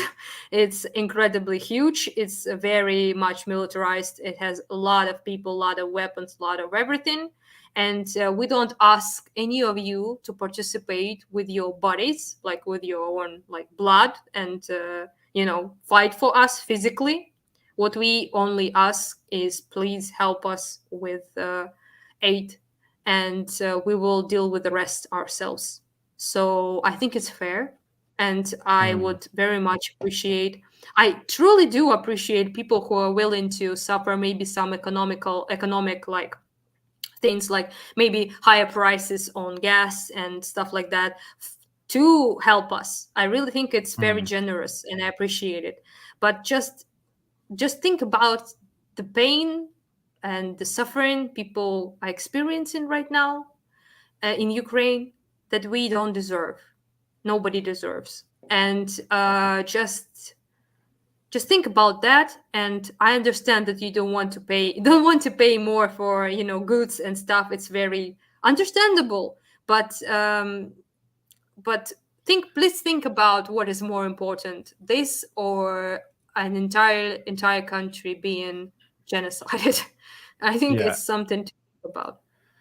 It's something, yeah, for sure. Just before we wrap up, I did want to once again mention PayPal support for Anastasia in the oh my gosh, I said Anastasiya, right? That's right. Holy shit, Anna. As more drunk you get, the worse your pronunciation is. Look, it's Anastasiya. I'm Paraskevova. Anastasiya. Oh, sorry, Anastasiya Paraskevova, right? It's kind of good, kind of all right. Paraskevova. Look, the surname is awful, I'll give you that. It's a Russified version of a Greek name, so it makes sense. Look, this name is the result of the oppression. Okay. I would like to point out. So Paraskeva means Friday in Greek, or preparation. So if you want to live in Soviet Union, if you were a Greek person, you have to make yourself more Russian. So you would add ova if you're a female, or ov ending if you're a man, to make your surname sound more Russian. So that's why it sounds so fucked up, because it is. I just want to point out that I've been eating a whole food plant-based calorie restricted diet in order to lose some weight. So that's part of the reason why this wine is affecting me so strongly. So I just want to put that out. On. I feel like a bad Australian. I was vegan Are for you a long vegan? time. I Are you was still vegan, or is before that the war not started. the war? Yeah, you have Yeah, to do I what you have couldn't to do, eat right? anything. There was no food, so I had to Yeah, become vegetarian. So I ate yeah, some cheese, true. and stuff because no Yeah, food. So for yeah. 2 weeks. So and I will be vegan, return to veganism again, of course, when this When you whole can, thing yeah, of ends. course. And I don't think anyone would have an issue with that. Well, probably I actually, think because a so lot of too. vegans are crazy. Yeah, so your email is just there to donate to your PayPal, and obviously people can go buy the stickers and the drink bottles and everything like that. Make sure if you do send money to Anna that you let her know that it's from Deep Drinks. I'm sure she will let me know, and then I'll shout you out on Twitter and give you all the praise and attention that you deserve, because it's Thank awesome you. to support this. Yeah, and but in saying that, I do want to ask one last question. What do you have a message for? I mean, you probably talk to them all the time, but if you could talk to them as a whole, do you have a message for the Ukrainian army? You guys are in our hearts. We are incredibly grateful for every single thing you do. We love you. You're just people, brothers, sisters, and, husbands, wives, fathers, mothers who fight. And you are brave. You are amazing. And you defend us. We defend you by buying your everything you need, by buying you medical stuff, by volunteering, by providing you good and awesome meals to eat, unlike the dog food Russians eat. So Russian soldiers, I mean. So we appreciate every single one of you, and Slava Ukraine. Well, with that said, I don't know how we want to end this. What should we say to end this this amazing interview? I would like to say you're absolutely amazing. I really enjoyed talking to you, and also your Thank you. messages were super cute to me. And Yeah. I think, Karen, I really appreciate people who find it in themselves to care about people who are so far away from them. I think it's great, Mm. and I think it deserves praise and respect. So yeah, I really appreciate you and everyone else who supports us and who finds in themselves this like energy to support people who are not part of their lives. I think it's very honorable, and we really love you guys. Thank you. We are very grateful, and we will never forget people who helped us. So yeah, that's I think what I This would like to say. Well, I was actually looking for a bit of a toast, but this is actually this is what I love about this podcast is we both get a little drunk and then we get like soppy, like, oh, thank you, I love you for your support. Like, I love I it. would like Like, to I point out really that do. I'm not drunk.